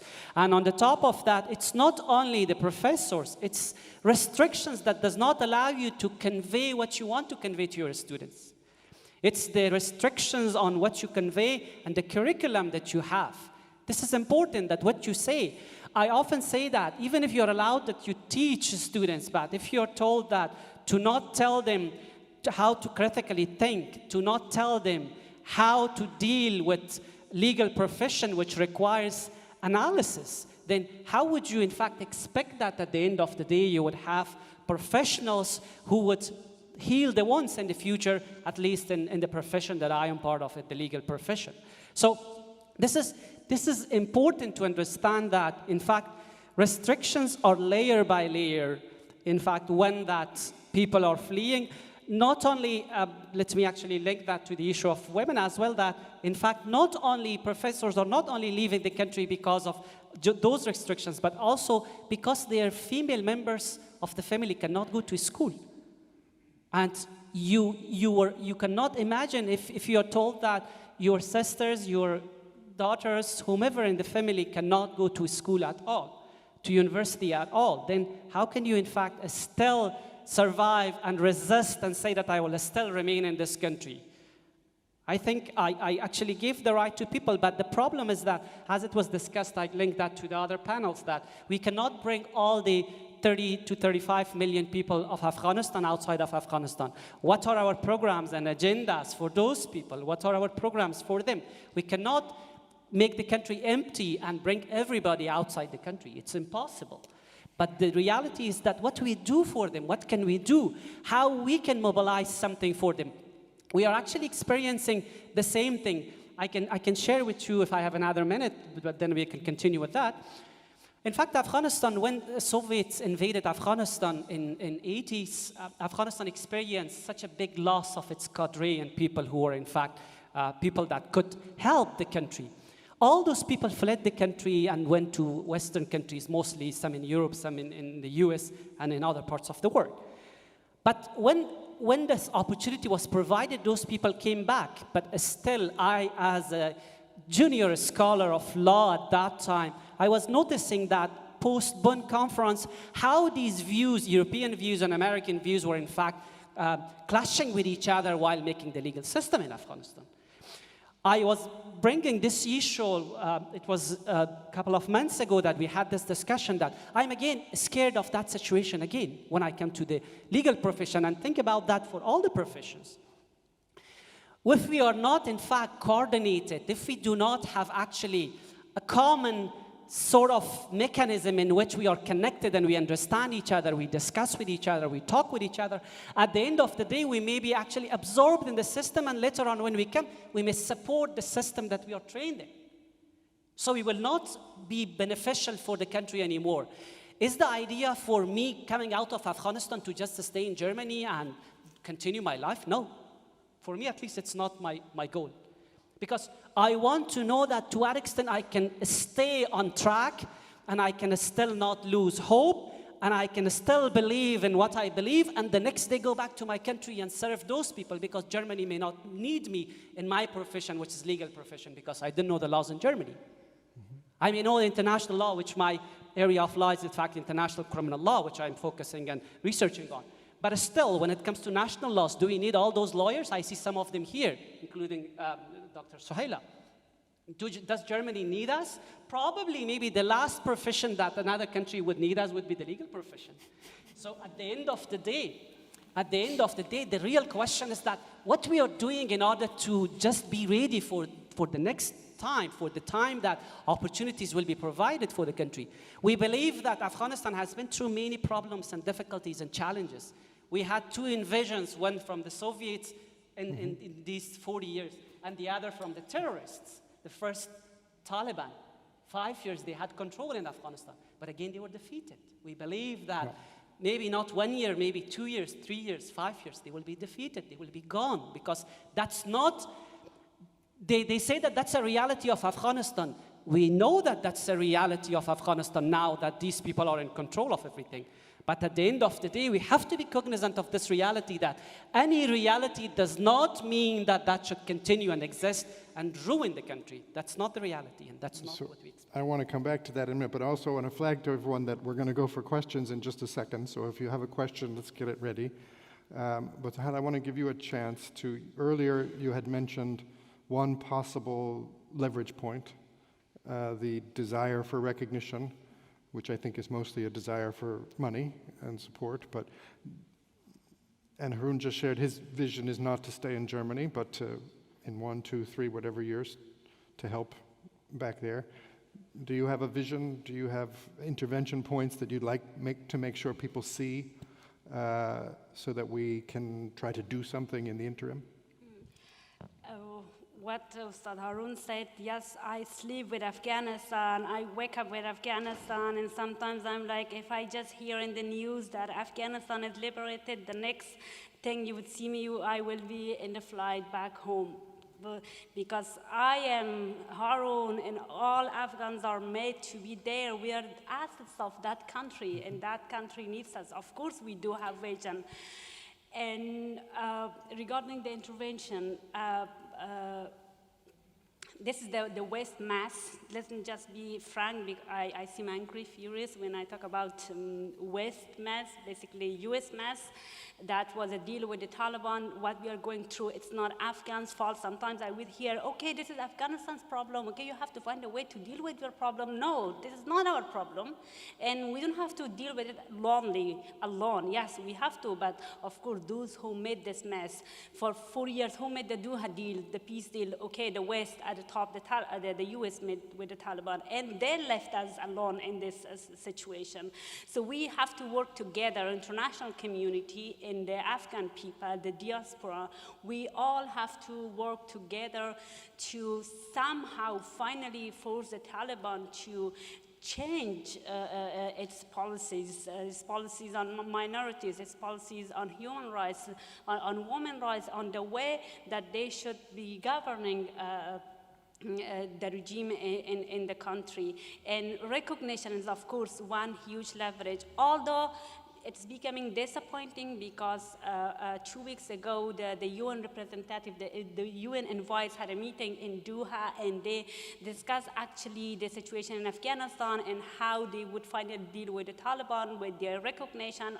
Of course, the red flag, the red condition is the women's rights, but this is also crazy. The UN envoys holds meeting without any Afghan woman there discussing the fate of Afghan women. This is also crazy, like everything contradicts one another. The international community, we are with women, Afghan women's sides. We would not recognize the Taliban unless they recognize women's rights, but we see they hold meetings with the Taliban. They are sending money actually to the Taliban in the name of humanitarian aid. So of course we support the humanitarian aid, but it doesn't mean that the money should go directly to the Taliban. Meetings after meetings should be held with the Taliban without concrete, solid red flag. That's why Taliban is misusing the international community, not taking seriously the US, the UN, the international community as a whole. Why? Because we are saying something and we're doing something else. We are going flexible with the Taliban. Of course, the Taliban is smart, like in a very, I don't find the right term to use. In a very stupid way, I would say, Satan way, I would say, whatever. But yes, they are smart and they understand this, and they knew that finally the international community would forget about us, which we have to be honest, the international community is not as serious about Afghanistan and its women as it was, for example, last year and 2 years with all the chaos all around the world, with the Ukraine case, with the Iran case.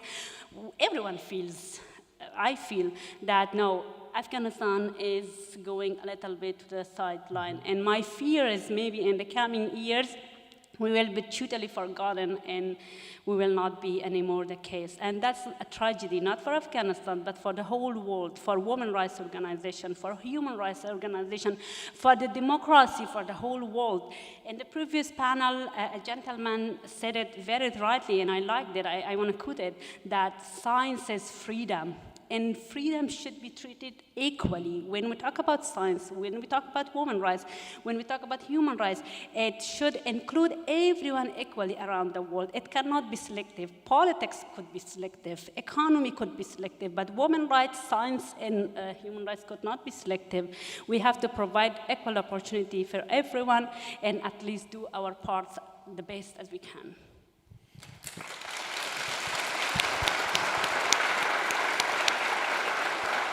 So thank you for that, and I certainly understand the evidence you look at to worry that it's being forgotten, but I'm confident that at least in this room, in this community, Afghanistan is not being forgotten. We have time if anyone wants to ask a question. I see a hand here, and maybe we'll take one more at the same time in the back. Yeah.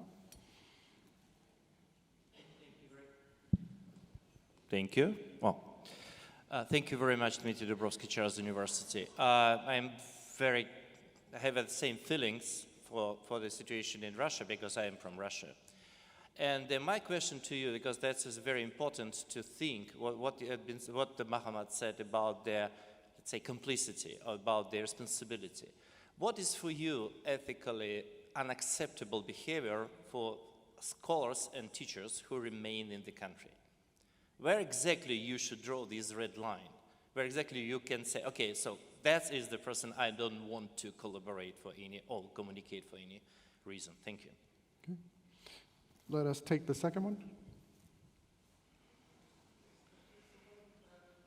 I thank you very much for the discussion. I would differ a bit from the presentations. I think the Taliban are there to stay probably for the long. The opposition is scattered, if not discredited in Afghanistan. And the Afghan society is also deeply divided. There are segments, including within the university, who are on the side of the Taliban and cooperating with the Taliban. So if that's going to stay, that we are dealing with an Afghanistan that is in Taliban's control for the long, how long could we easily just distance ourselves? Do you see any possibility for interaction, for dialogue, not just on the government level, but also at the university level, if they are to stay for the long, which I think they are to stay? So thank you very much. So we have two questions. One is there a line of complicity if you're a scholar still in Afghanistan? How do you decide how much to go along? Where do you resist if you do? And on the back, instead of hoping that this is 1, 2, 3 years, does it change anything if we have to force ourselves to imagine that this is long term? And would our interventions change?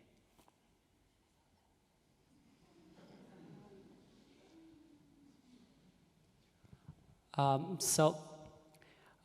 me go to your questions. I just referred just to Sohaila, to Dr. Sohaila, if she wanted to be the first, but let me go briefly to both of the questions. And actually, honestly, if you're just connecting the discussion with what was mentioned, that there are professors or supporters of the Taliban or whatsoever, or still they want to remain there and they don't want to get out, particularly the reality in Afghanistan is that we have a dual legal education system, but a unified court system, which is very complex.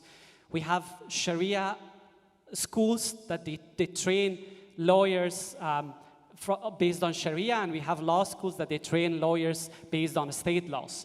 At the end of the day, they both go to the same system, which is very interesting. And for all those years when I was at the law school, I was fighting for it, that if there is one system, then there should be one. If there is one legal system and one judicial system, then there should be one system. But the reality is that it's almost anywhere the case that when you see that someone is maybe securing your interest to some extent, you may actually somehow be pro that group. But when it comes to actually drawing the line that who are Sharia professors and who are law professors, and do really Sharia professors support the views of the Taliban or not, or do really law professors, all of them oppose them, that's not the case. There are people maybe in the law school as well, maybe 1 or 2 amongst hundreds of them, that they would still find themselves comfortable with what the Taliban are doing. Maybe that's from some difficulty or challenge that they had with the previous regime or whatsoever. They have faced challenges and difficulties. That's common anywhere. But when it comes to making it just a line that it's ethical or non-ethical, I personally would never make such a statement as a person who believes that maybe a majority of those people who still actually are seen to be supporters of the Taliban, the next day, if they are given an opportunity, it's difficult. If you're somewhere that you can be easily pressured, you can easily be detained, like tens of professors already were detained, tens of journalists were already detained, and they are still in prison or in detention. So if you are given an opportunity in a situation that you know that they are not in control of that situation anymore, or they are not in control over you, then definitely they may have a different view. So we cannot judge them at the current time, and I cannot draw that line now. So I want to be just also just focusing a bit on what you said.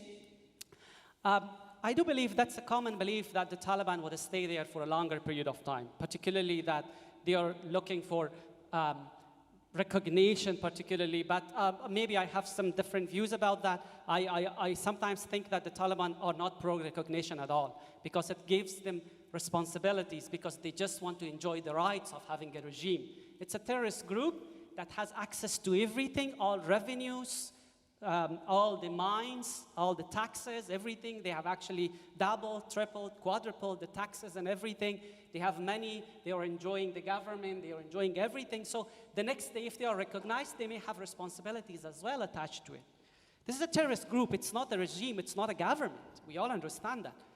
And it was based on the Doha Agreement that I don't want to go to the political aspects of it, but overall, this is a reality. But again, coming specifically to the point that if they are staying, regardless of what's their status and how they are actually dealing, if they stay longer, is there an opportunity?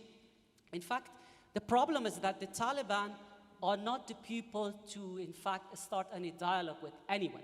They say that we have taken Afghanistan by power, we have defeated the entire West, the US, we are now the superpower in the world. So we have defeated everybody. Why should we sit with these people whom we represent them? We represent everybody in the country. So why should we talk with the people? Why should we discuss with them? So far in these 2 years, it doesn't mean that nobody has started discussing with them, talking to them. They only would accept you to just be there as a citizen and agree with them and say that what you're doing is right. Beyond that, don't expect anything. Don't expect a share in the government. Don't expect a role in the government. And do not expect any views that should be taken into consideration in the government. So with that tendency, unless they are pressured, how would you just go? You have nothing in your hand, as you mentioned, that the opposition in a weak position, particularly the situation of the world, certainly gives us this understanding that how things are going on. I personally connect the situation of Afghanistan directly with the Ukraine situation. How the US left Afghanistan, it cannot be disconnected with the intelligence information that they had that this invasion would happen on Ukraine. And certainly that would create lots of difficulties on the ground in Afghanistan by Russians, maybe against the Americans and Western forces. So we understand that they are connected. If we see that there is actually some maybe windows of opportunity of end of that war in Ukraine and the invasion, certainly there will be, in fact, opportunities as well on the side of Afghanistan. We are cognizant of that reality. But again, to summarize, I'm part of different discussion groups that they are, in fact, trying to deal with the Taliban. But no ways, even they do not accept to start discussion with you. Forget about talking about fundamental issues like the Constitution, like the legal framework, like how to deal and what's your understanding from Sharia. All these questions are out of discussion and debate. Thank you. Just quickly, I will add something similar on your question regarding the dialogue. When when the other party is so delusional, always thinking he or she is the right, does not listen to you, then where the dialogue would go? It's a deadlock, and there is no dialogue. The last thing every Afghan in Afghanistan, outside Afghanistan, wants is isolation, conflict, or war, or violation of anything. Everyone wants interaction. Finally, at some point, come to terms with the Taliban. But when the Taliban is not ready, as Ustad Harun said, it's not like over the past 2 years, no one wanted to enter into dialogue with the Taliban. So many parties tried, but Taliban said, this is the right thing we are doing. Okay, what is the right flag for us? It's women's rights and human rights. And ironically, the opposite, that is the red flag for the Taliban. They said, this is what Sharia said, this is what women do. And we say, okay, women should go to university, have the right to work, girls should go to school. They say no. So this dialogue, any kind of dialogue, comes to a deadlock with the Taliban. I just hope there was any chance, any opportunity that Taliban would come to their senses that, no, this is not the right way, and actually we have to come into dialogue with people and different stakeholders. Unfortunately, I see the problem with the Taliban. And at the end, since I'm seeing that the time is running out, I'm here with a big plea for Afghan women, unless you ask me that question, otherwise I would just go with My that. next question was, is there anything else you would like to say to the room? Correct. Okay, perfect. Since the whole idea of this conference is to hear from scholars at risk that what more could be done, what better probably could be done for our countries, for our scholars back home, I'm here to plea for Afghan, please don't mind my male Afghan brothers, for Afghan women, for Afghan scholars. First of all, please be flexible a little bit in your conditions for Afghan scholars. they all might not have PhDs to come here. They all might not have the excellent English language or German or whatever required European language to come here. But if we be a little bit flexible on those conditions, we would be bringing more scholars here to pursue their educational plans and ambitions, one thing. And the other thing, please increase your quotas for female scholars. If you have 2 applications from male and from female, if the skills of the female is a little bit lower, it's okay, because this is the utmost time for Afghan girls and women, and they need our support. Bringing one young girl from a conservative society from remote parts of Afghanistan would have a huge impact that you would only know in 10 years and 20 years when she would be back and change a whole community. Please, we ask this.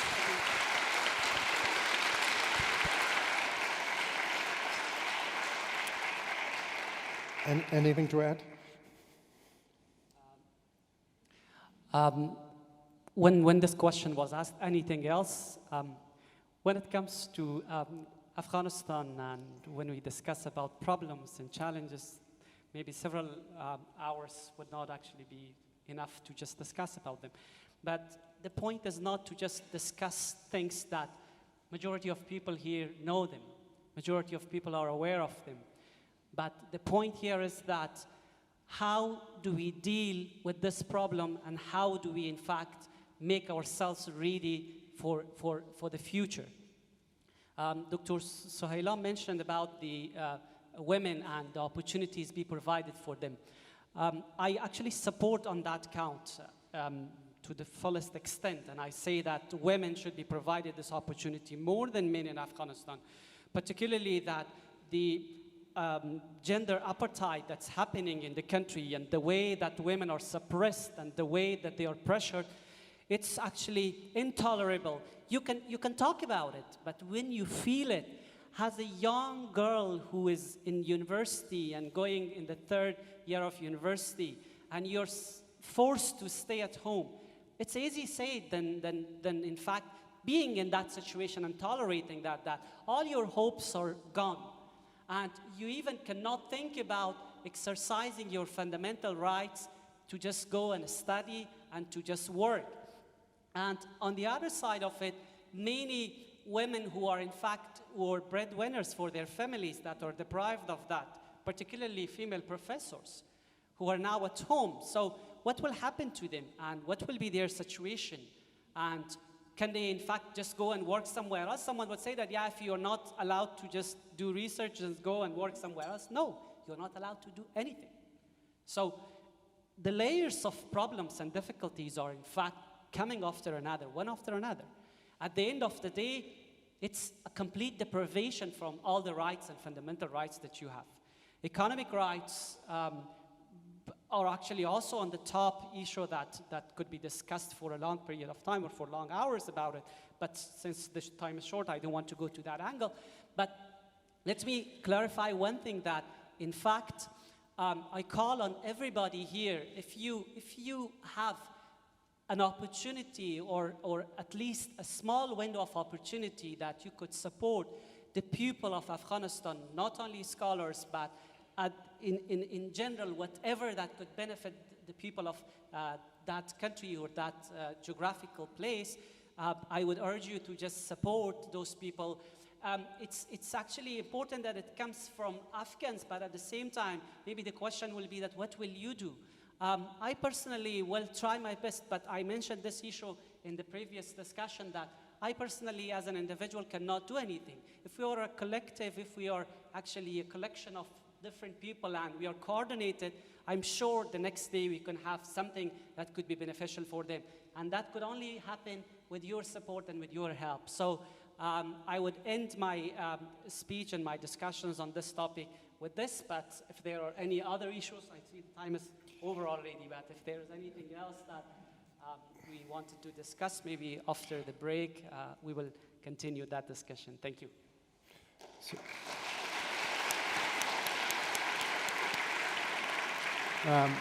I certainly do hope everyone will continue this discussion as we break. I know we are over time. I would, if I can, just take the liberty, and I want to answer the question Enno asked before about courage. For me, it's seeing the world as it really is, but having the courage not to despair. And Afghanistan, obviously, there's a great deal of tragedy and sadness. But the generation of Afghans that you represent, that are in this room with us, this incredibly talented, dedicated, forward-looking, knowledge-rich generation, is inspiring and gives me hope. And I'm not naive. Sometimes things take a long time. Every time in human history that we think something is permanent, it falls apart. So there's some hope in that too, if it looks like it's permanent, you know? But this generation, so I thank both of you, I thank all of your colleagues who are in this room, all of your colleagues that are outside the country, all of your colleagues that are still in the country. And I assure you, at least for this community, Afghanistan will not be forgotten. Okay. And I thank you all very much for your attention and for what you're doing for the people of Afghanistan, and for your attention all day for all these important issues. And I think I'm looking for my cue, but I think, Frank, we are adjourned. Question mark? We are adjourned? No. You have remarks? Okay, forgive me. Thank you. We are adjourned.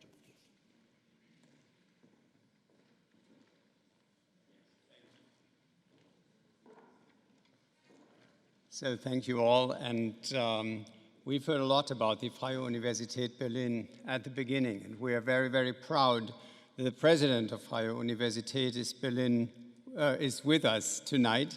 So I invite him to come up here and speak a few words to us. Thank you very much.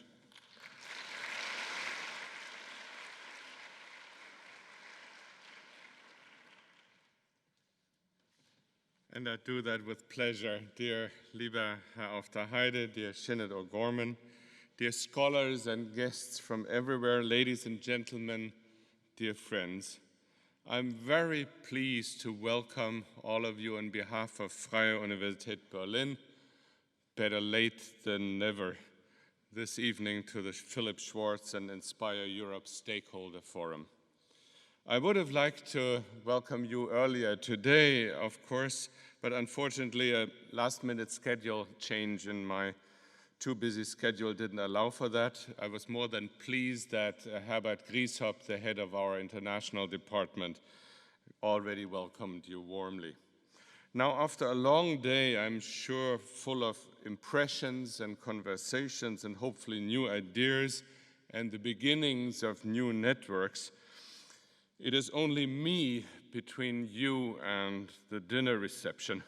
So be assured that I try to strictly follow the word by Mark Twain, who said a good speech should have a good beginning and a good ending, and that the two should be as close as possible. So, nevertheless, let me say that I'm very happy that this forum is now and today taking place at Freie Universität, where it belongs. The Philipp Schwartz and Inspireurope Stakeholder Forum is an important platform for exchange and for networking, and Freie Universität wants to be a place for exchange and for networking, and in particular, and today, for exchange and networking of at-risk scholars who have found protection and support in other countries, as well as their academic mentors, university administrators, and partner organizations at national, European, and international level. And this exchange and networking is so important because it enables us to share experiences, to discuss the challenges and perspectives for academic freedom, which is not only a core value for this and for any academic community, but also a prerequisite for scientific progress and even for social development.